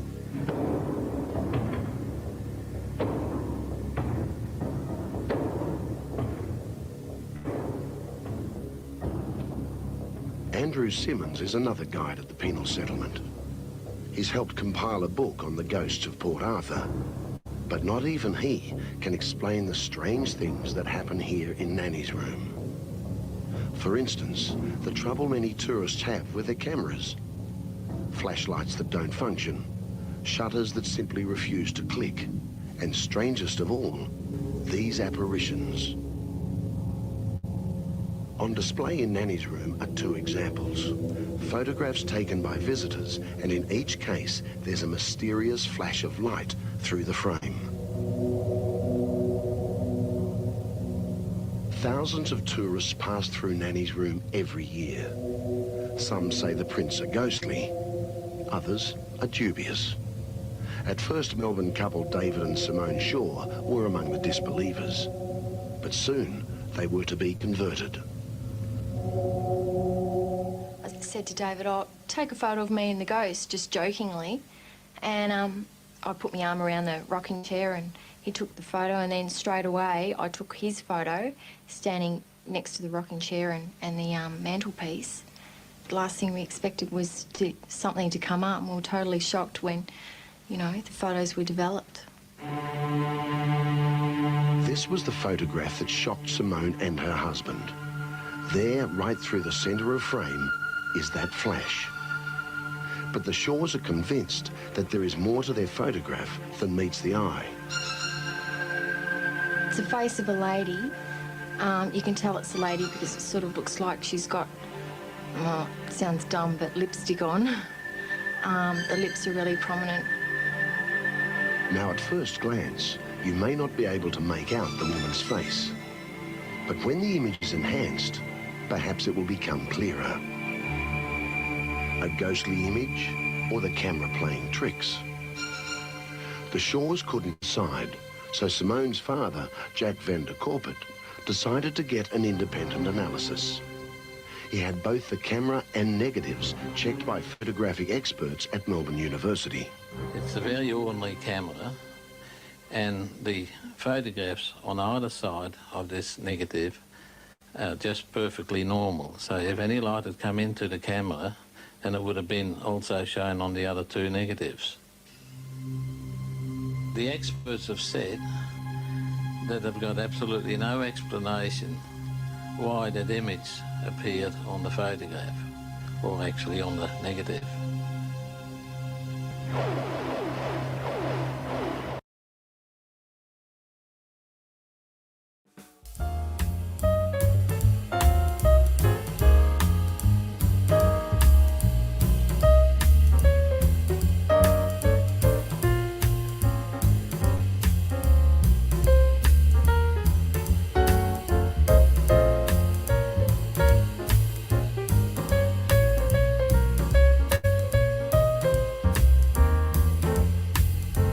Isn't he cute? Little flasher. I just dig that music, right? You know, don't you just, doesn't that make you just want to have a cocktail, like, you know, in a nice little cocktail lounge or something like that? Little guy on the piano just playing his little heart out. Big brandy snifter on the baby grand filled with dollar bills. Nice. I mean, you know, depending on your mood. I couldn't take it for long. I could stay a little while, depending on how you played. That was good. That's E Jazzy Jams on YouTube Audio Library. It's a Port Arthur. Again, I think it kind of goes with the theme because it's, you know, at the end there, they're taking pictures and they're talking about, you know, the things they got. And again, you know, is it the strap of the camera? Is it somebody's finger? Is it this or that? I've always thought that if you're, depending on the camera you're using, depending on the film you're using, depending on where you are and what's going on, if you're getting light anomalies like that, it's usually something. I mean, of course, you have to take everything out of that it could be. But you also have to think about what's going on in the place. You know, if you're saying, show yourself. I do too. It depends on the jazz, though, Aunt Edna. It really does. Because I've got some that'll just I'll be like this, and I can't stand to be around it. Because it's all the wild chord changes. It's just I got to be able to ride a tune, if you know what I mean. So, anyway, I've always, again, a lot of people brought up a lot of stuff about orbs, and we've talked about this multiple times. It's like in that theater you saw an obvious round light something go by. Was it an orb? Was it dust? And the way I do it is most of the time an orb is going to have an energy to it, and it's not just multiple different colors. They're available, many colors. So that's really not a definition, but to me, it's the path and what it's doing. Like, I was telling this one dude, he was in, I want to say he was in Scotland in a castle, friend of mine, I don't want to say who, and he's walking with a small group, and he's going through this castle. And he's trying to do a live investigation, which is hard. You've got more than one person, you know, this and that, and cameras, and, I mean, it's how sterile is it? I mean, it's not a clinical paranormal investigation. There could be such a thing. So you can try, but so he's walking, and he's watching the live, and other people are seeing things. I'm like, yeah, no. And again, you've got the energy you're looking at, the energy coming off the chat. So you can kind of tell when people are being cheeky monkeys, and just attention or just jumping at everything.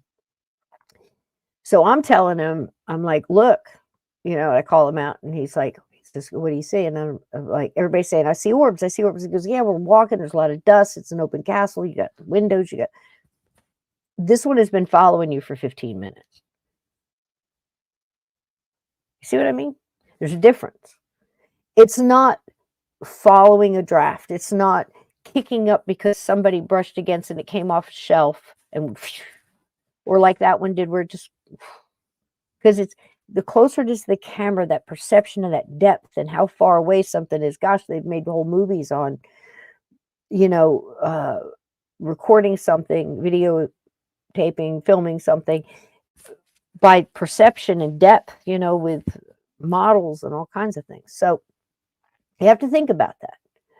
But if something feels like it has an energy to it and a light to it, a life to it, and you have to do that, not just your eyes and your five senses, but your intuition as well.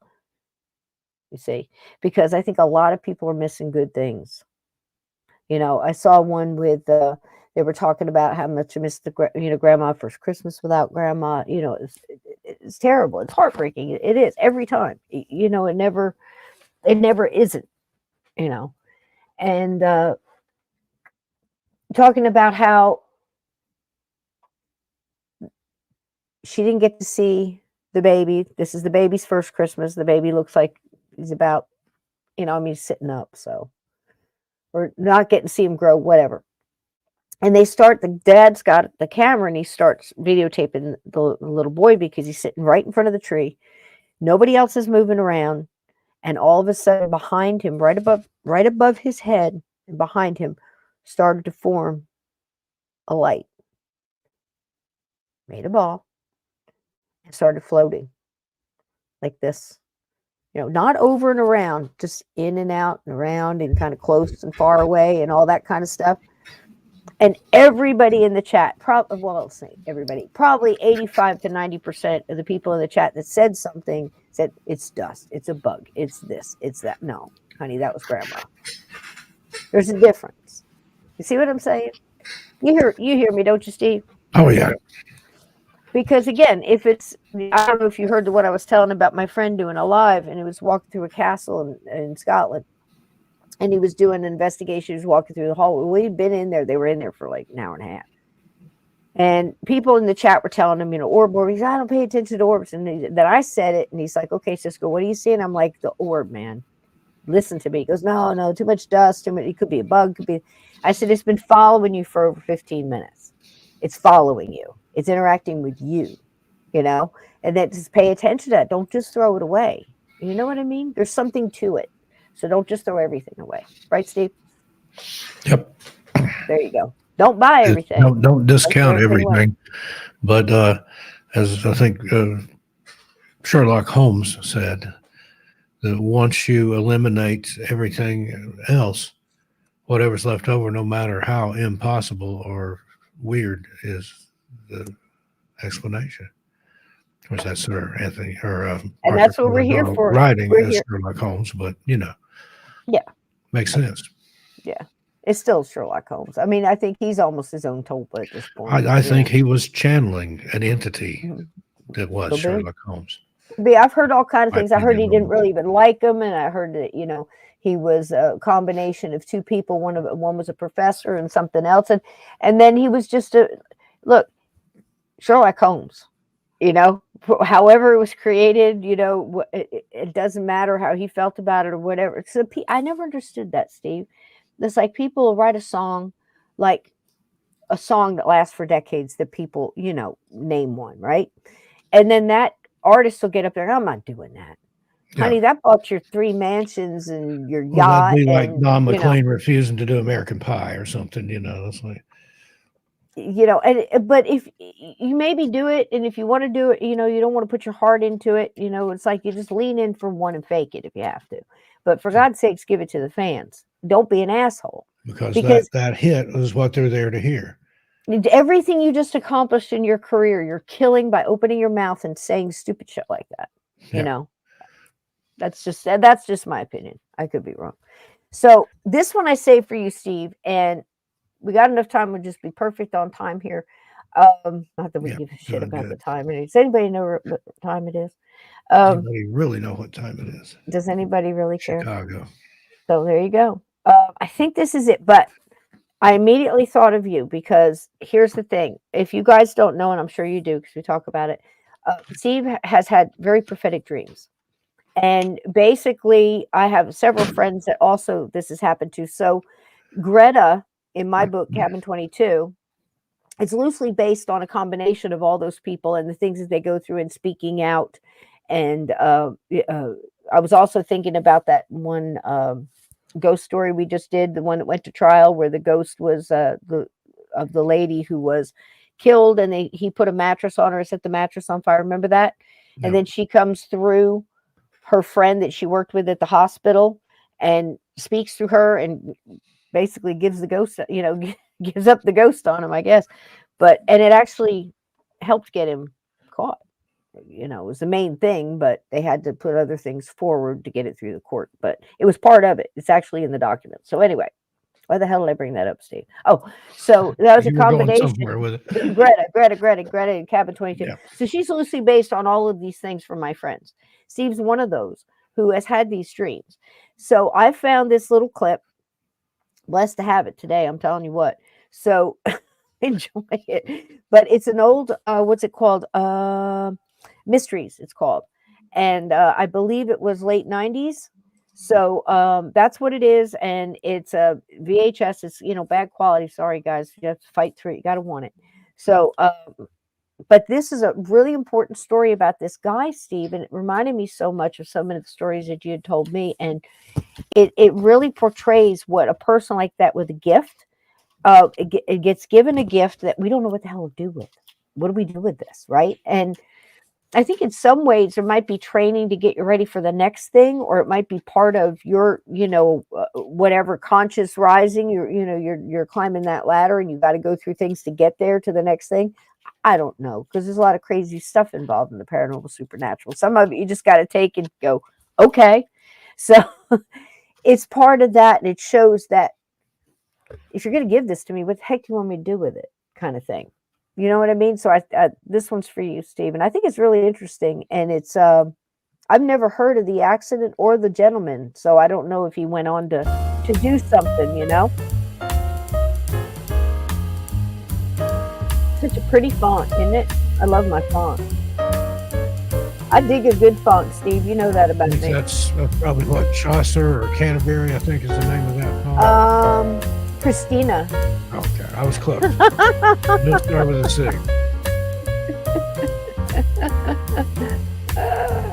Have had moments Here of she is. deja vu when we think we've seen something happen before it actually does.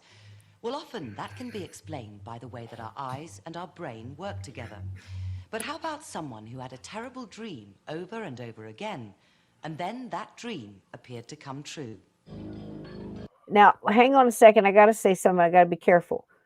Steve just said that. I got another word that begins with a C. I can't say it. You guys use it over there a lot, like it's like your second language, or second favorite word over there. But you're going to see a lot of them after the story. I'm not sure I like the format of this. It's a little off-putting. I mean, we formats are formats.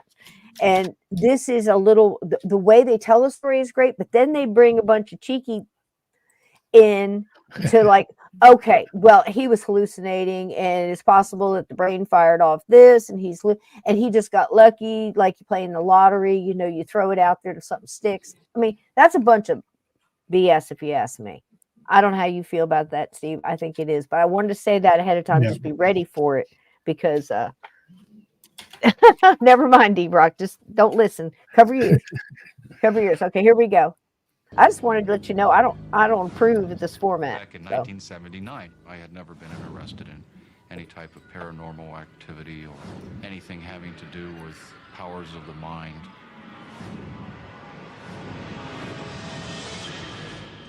I woke up and remembered a vision of reality as if I had actually been there and watched this event happen.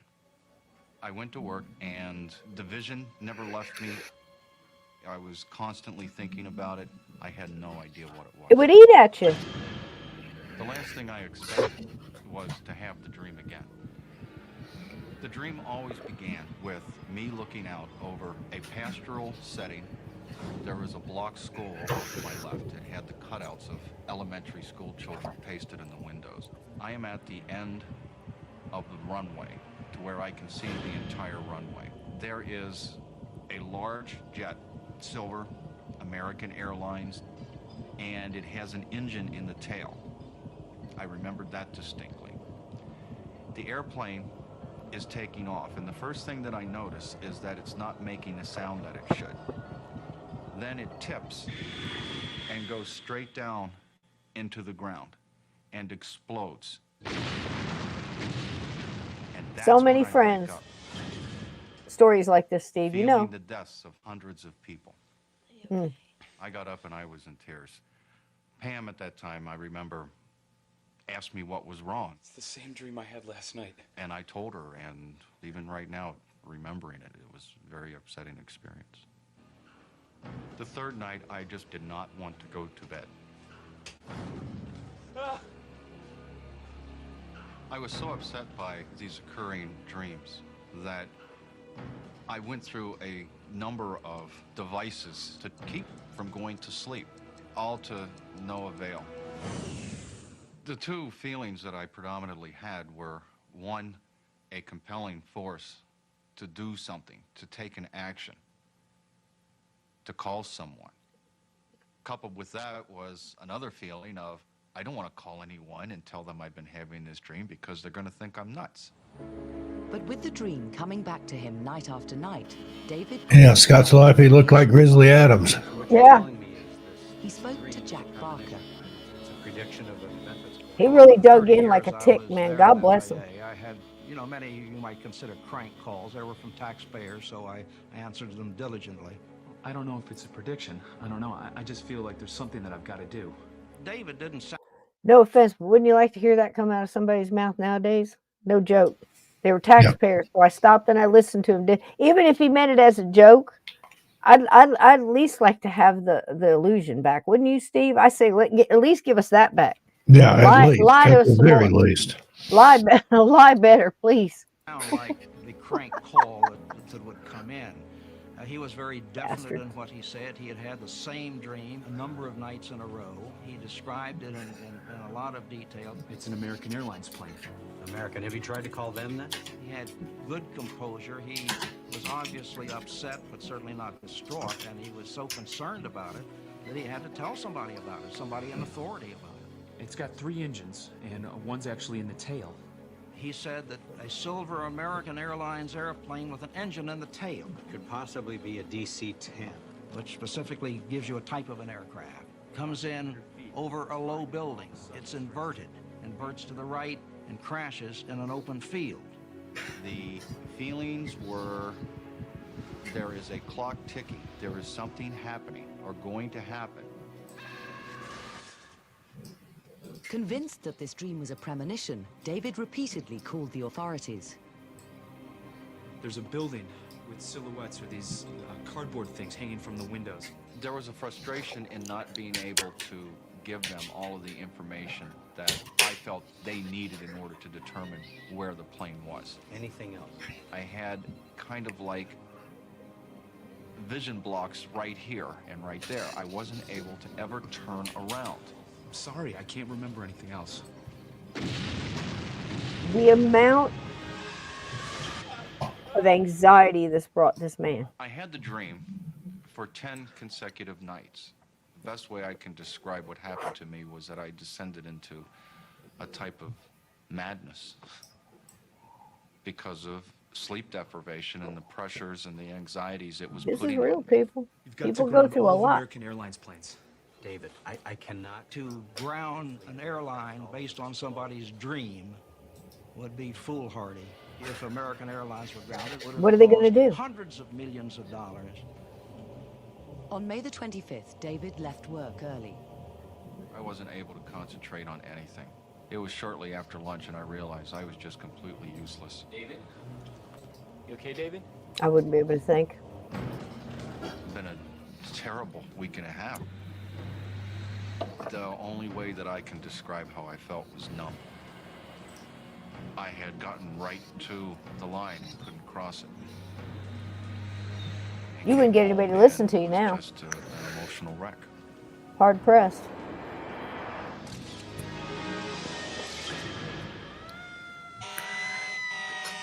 And there it goes.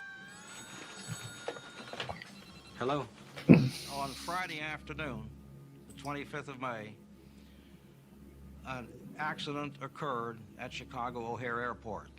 A silver American Airlines airplane with an engine in the tail, a DC-10, crashed, partially inverted, after it flew over a low building and into an open field. I arrived at the accident scene approximately 1 hour after the impact. It was complete demolishing of the aircraft. The firemen were trying to find bodies. It was a non-survivable accident. Look, I've told you I have no more information for you at this time. Please. I was so busy covering the accident, I didn't connect the two until my secretary came and said, boy, that was really uncanny, wasn't it? And I said, what are you talking about? She says, well, you remember the story from David Booth, the guy in Cincinnati? And I said, oh, wow, yeah. And then I remembered, and I correlated the two, and what David had said was very similar to what had actually just happened. That afternoon, David received a call from the FAA. And they sure wouldn't call you. I asked, were there any survivors? And he said, no, everyone was killed. And I asked him, how many people? He said, Dave, there were hundreds. And I was just devastated.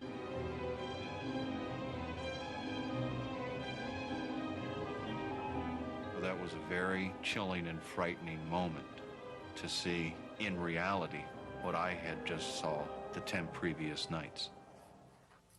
I was blaming myself. It was my fault. But was this recurring dream really a premonition of the terrible crash? When I look back on my career, this incident with David Booth and his 10-night dream was the most bizarre occurrence that certainly I can recall. Anybody who had any kind of a indication of an accident or an incident was always calling after the fact, never before. David was the only one who ever called in advance. But not everyone is convinced it was a premonition. Here Although we it go. appears that David's dream came true, this wasn't really the case as far as David was concerned. The dream was relating to something that was going on in his life at the time. Perhaps he had problems at work, or that life was difficult for him in some way. The fact that the dream recurred was even more important, because it was really trying to get through to him.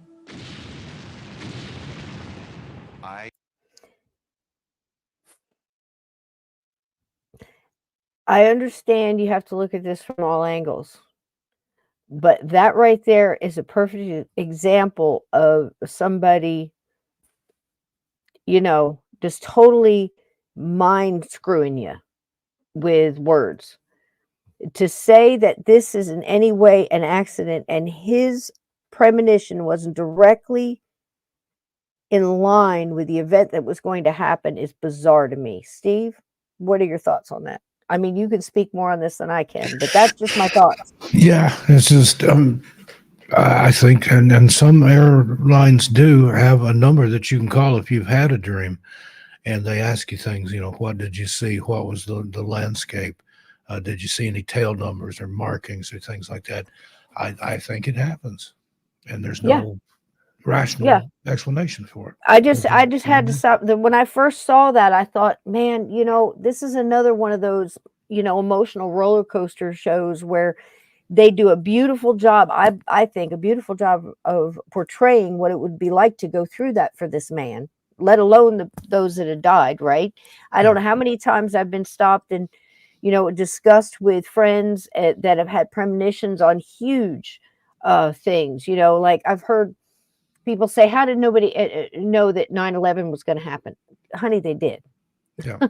I know personally many, and you couldn't pinpoint it. Some got a little bit more, a little bit of this, because when an event like that happens, around the world, this happens daily, and not every single one of them hits. For some reason, Steve, like your grandma used to say, some things are just for you for whatever reason. Yeah. Right?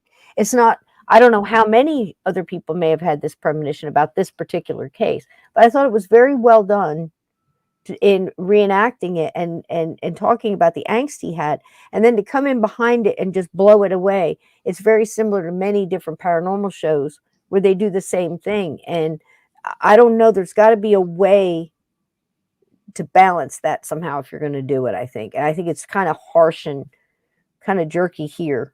It's surprising. Saw something They're not done. that has as much of a reality to it as we are sitting here. It just occurred when I was sleeping. So what else could account for the accuracy of David's dream? Of course, American Airlines is one of the major U.S. carriers, so it's not very surprising that one would have picked that as a carrier to have a dream about. And of course, the DC-10 is a major U.S. aircraft, widely used at that time. The other element in David's dream, which appeared to some extent to correspond to the actual incident, was his claim that the accident occurred near a school building. Of course, in virtually every urban area, it's not going to be too far from a school building. So is this really nothing more than a coincidence? With millions of us dreaming every night, it's not surprising that every now and then one of those dreams will actually come true. David's dreams were not a premonition, it's just chance. Maybe it's like the National Lottery, where so many of us do participate in the lottery, and the probability of any one of us winning the lottery is very small, but every week at least 1 or 2 people do actually hit the jackpot. I don't have an answer. Well, she explained it. No. There it is. Why me? Of billions of people, why me? Wow, right? So again, I get a little aggravated because I've been doing this with the paranormal supernatural for so long. I just don't believe that people should come at things with that kind of authority.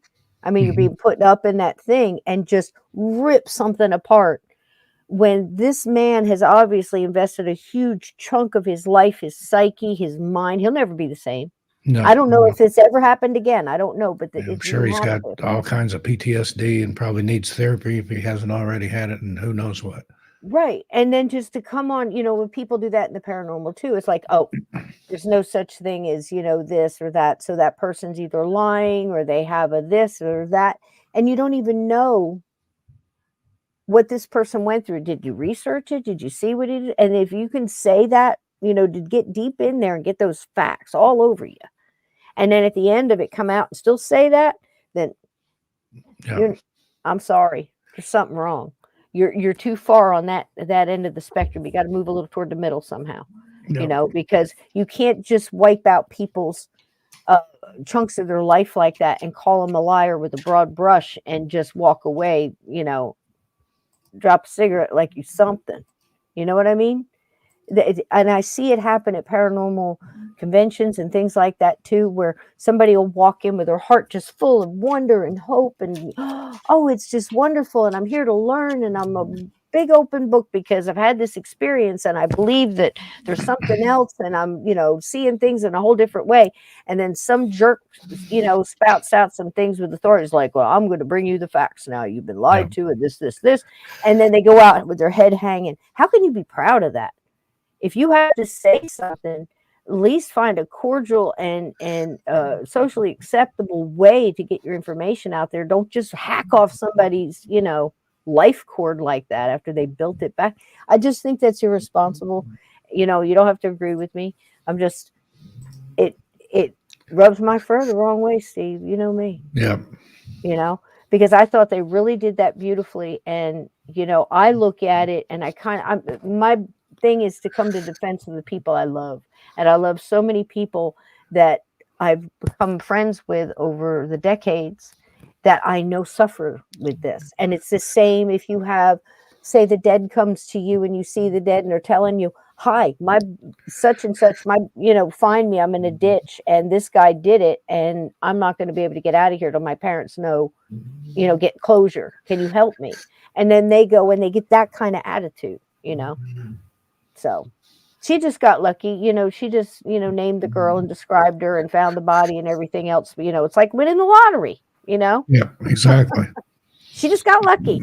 Yeah. It just grates me. So there it is, Steve. There's our little dark little grab bag of interesting things. And woe be unto anybody that stuck their hand in there because it's all ooey and gooey in there. It's all ooey and gooey. That's how we like it, Mr. Stockton. What do you got going on this week? Just more of the same daily videos on missing persons and mysteries, and I'm working on some other stuff over. I'm going to rebrand Among the Missing and migrating those videos over to Missing Persons and Mysteries. Going to do something completely different over there. And said Insomniac Radio Theater, that's playing right now with some chill hop, whatever you want to call it. Relaxing music to sleep, where I wrote by it today. You can nap, snooze, smoke, do whatever you want to do. And it's a dark screen, so there's nothing to watch, but plenty to listen to in the background. Go check it out. I'll drop a link. There you go. Speaking of good music, I'll tell you what, Lee had a good show the other night. We were all in there. I was dancing with Yoda Girl. We're having a good time. Ted was in there. We're having a good time. So get over there if you're not hooked up with Lee at First Floor. He was playing some great music. Played some he's got some good stuff. I've got played some stuff I knew. His songs in the mix over there that I'm playing on Insomniac Radio Theater. And I love that. Everybody just support everybody else and get in there. And if all you can do is get in and say hi and how you doing and give them a thumbs up, do it. Sub, because again, it doesn't cost a thing to do. Absolutely throw down. Put something in the tip jar. If you don't enjoy yourself, double your admission fee back. Yep. Anybody that didn't have a good time tonight, please email me. I will refund your money. And, there you go. Sorry. But you got to take, you got to take all your leftovers with you.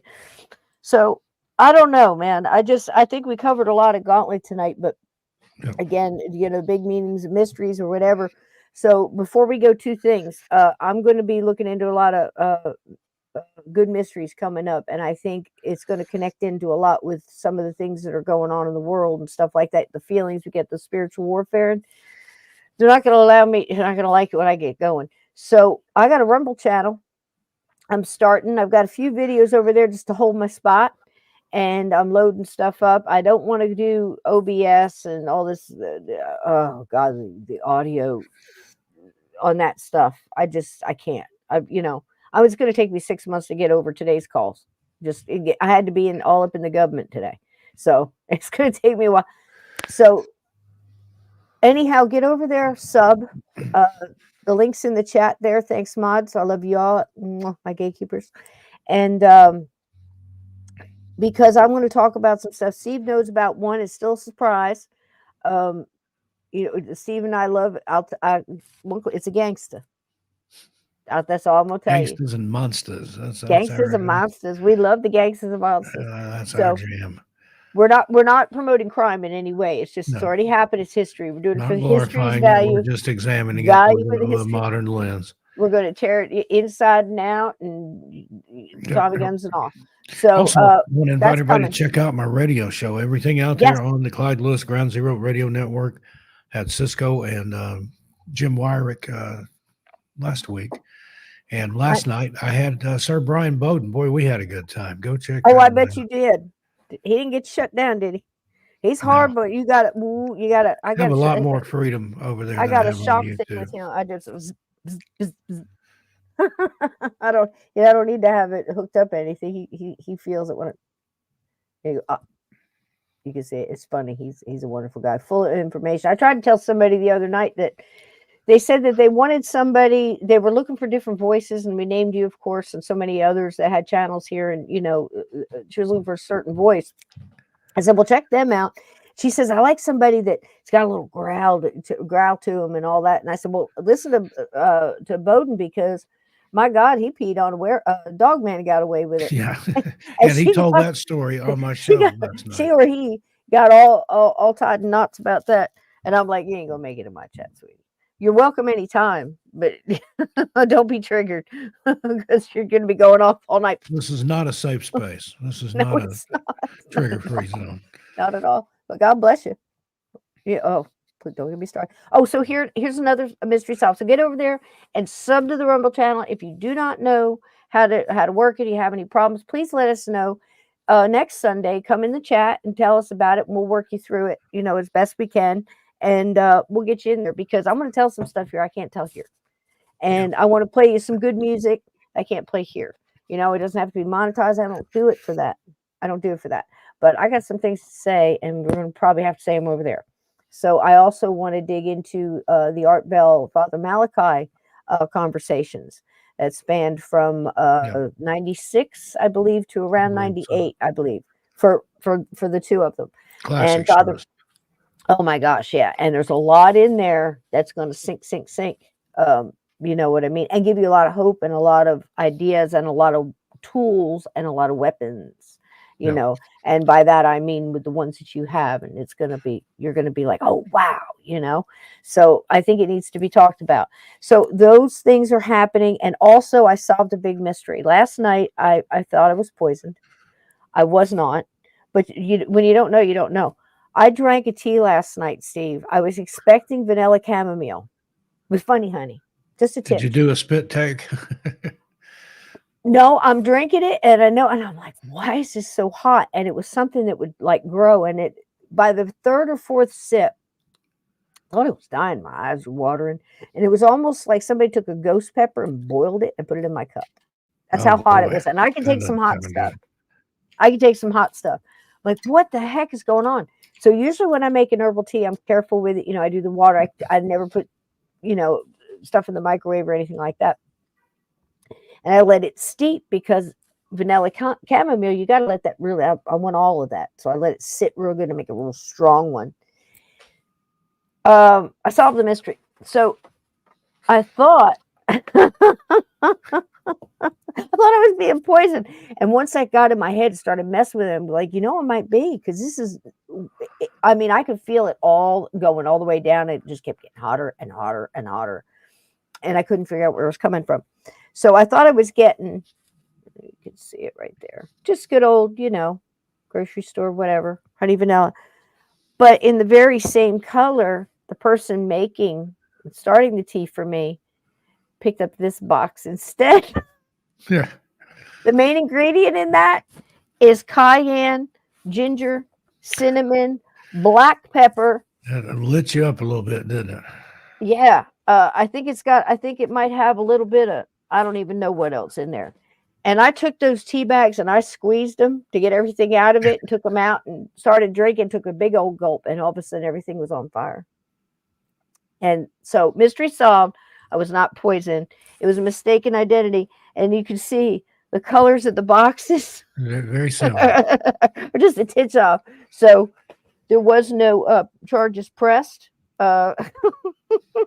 We dropped charges. It was not done maliciously. No, it was not. And I was part of it. So I almost killed myself. But boy, that I had to pour up my funny honeys. You know, I'd never do that, Steve. That's how bad it was. You know, it was undrinkable. It was undrinkable. It was powerful. Way too potent. I've so there you go, guys. Like you think you're going to get a drink of soda and it's iced tea or something, and it just over that first second. But yeah, if you got that, you got set on fire when you were expecting a totally different reaction nice there. Chamomile, vanilla. God bless you. Little honey. And I got, ghost peppers on steroids. So it's for your circulation. It's like just boo, but it's not supposed to be that strong. Anyway, it was wild and it just kept coming and coming. And then you start thinking, your mind starts playing, well, and I got up to the point, well, what if I got a little soap in there, or maybe there was something else in the whatever, and there's just something I shouldn't have. I probably just quit drinking it if I don't know what the hell it is. I started thinking, it feels like there's a turpentine. Maybe there's turpentine. Yeah, turpentine. There you go. It just kept getting worse. Cyanide. All this stuff goes through your head. I'm like, okay, that's it. I'm not drinking anymore. Well, you guys, I love you so much. Listen, we're going to see you next Sunday. Had a lot coming on. We've got a little something special for the wearing of the Green Day, and not Green Day, but wouldn't have them on right now. But so we've got that coming on, a couple surprises along the way, and definitely that Rumble. That one's going to be a deep research one. And as I said last night, if that's something that you know about, if it's something that you have some information, some expertise, or even just something that you've researched before, in anything that would go with, if you know, the Father Malachi Martin, Art Bell, any of Malachi's books, things like that you think might snap in, email me at journeythroughthegate@gmail.com, and let's talk about it. Tell me what you know and what you could throw into it, and let's try to do a collective on that, and we'll meet over there on Rumble. And what I want to do is like maybe take it as far as I can take it here, and then say, okay, now we got to move over there, so at least people will get as much as they can. Yeah. Say what? Radio guy used to say the rest of the story, Paul Harvey. The rest of the story, Paul Harvey, yeah. And you get the rest of the story over there. And Cisco Unhinged. How about that? Okay, God, can you imagine? So, it might not be for everybody, but maybe you can talk to somebody who was there and they can give you the gist of it. Because, listen, man, we got a lot of stuff going on, and those are some pretty deep subjects. I think I might do some of the JFK I can't do here, too. Because if I don't, they'll just shut it down anyway. So, you know what I mean? That's the only way I can figure to do it. Shouldn't have to do it like that. But for now, I'll give it a whirl. All right. I love you, sweetie. Love you too, Cisco. Everybody Thanks for making me feel better. I'll see you over on all my other channels. Everybody take I'm living care. proof. God bless. You can live for 5 hours on hold and still make it through with a smile on your face. Stick it out, guys. You never know what your little battle is going to be. I mean, you get enough of those in a day, you could go, There's a great movie out. I don't know if anybody has seen it, but I've seen half of it. I haven't finished it completely yet, but it's called The Shift. And it's got a little bit to do with that. It's like, can you imagine yourself in a parallel universe? Like there's I was looking at 10 of you. The preview. Yeah. I think that's interesting. I'm going to It check is. that out. It's very well done. And and just imagine if there's 10 of you, looks just like you, doppelgangers, but they all chose little choices. They wound up in different parts of the same life in the different dimension of it. Kind of reminded me of the butterfly effect, if anybody kind of sort of. Kind of, sort of. But the thing is, the scary thing about it is you can shift without wanting to shift. And then where are you going? Now you're in a world that's everything is different. You don't know really who you are in that world. So it's bizarre. It's a little like, remember Quantum Leap? Yep. I was just thinking of that. Similar to that. So give it a watch. I know it's streaming right now, so if you're out there looking for a good flick, I'd highly recommend that one. If you haven't seen The Ravine yet, please do it. It's absolutely one of the best tools you can put in your toolbox for the things you're going through now in life is The Ravine. Watch it. It's going to take a lot of the burden off you. You're going to go, what? That was simple. It's not easy to do, but it's not going to cost you a thing, and you're going to gain a lot. Watch the movie. I love you, Steve. Love you too. Good night, everybody. Good night, everybody. If you can't, listen, if the blues keeps on coming, what do? You dance it away. Get barefoot, everybody. Good night, sweetheart. I love you. Good night, Nick. Good night, Mulder. Good night. Dance the blues away. This is a groovy thing. Good night, everybody. Thank you, gatekeepers. Thanks for making me smile on a Monday. I hope we made you smile too. Good night. Keep the lights on. Keep them on.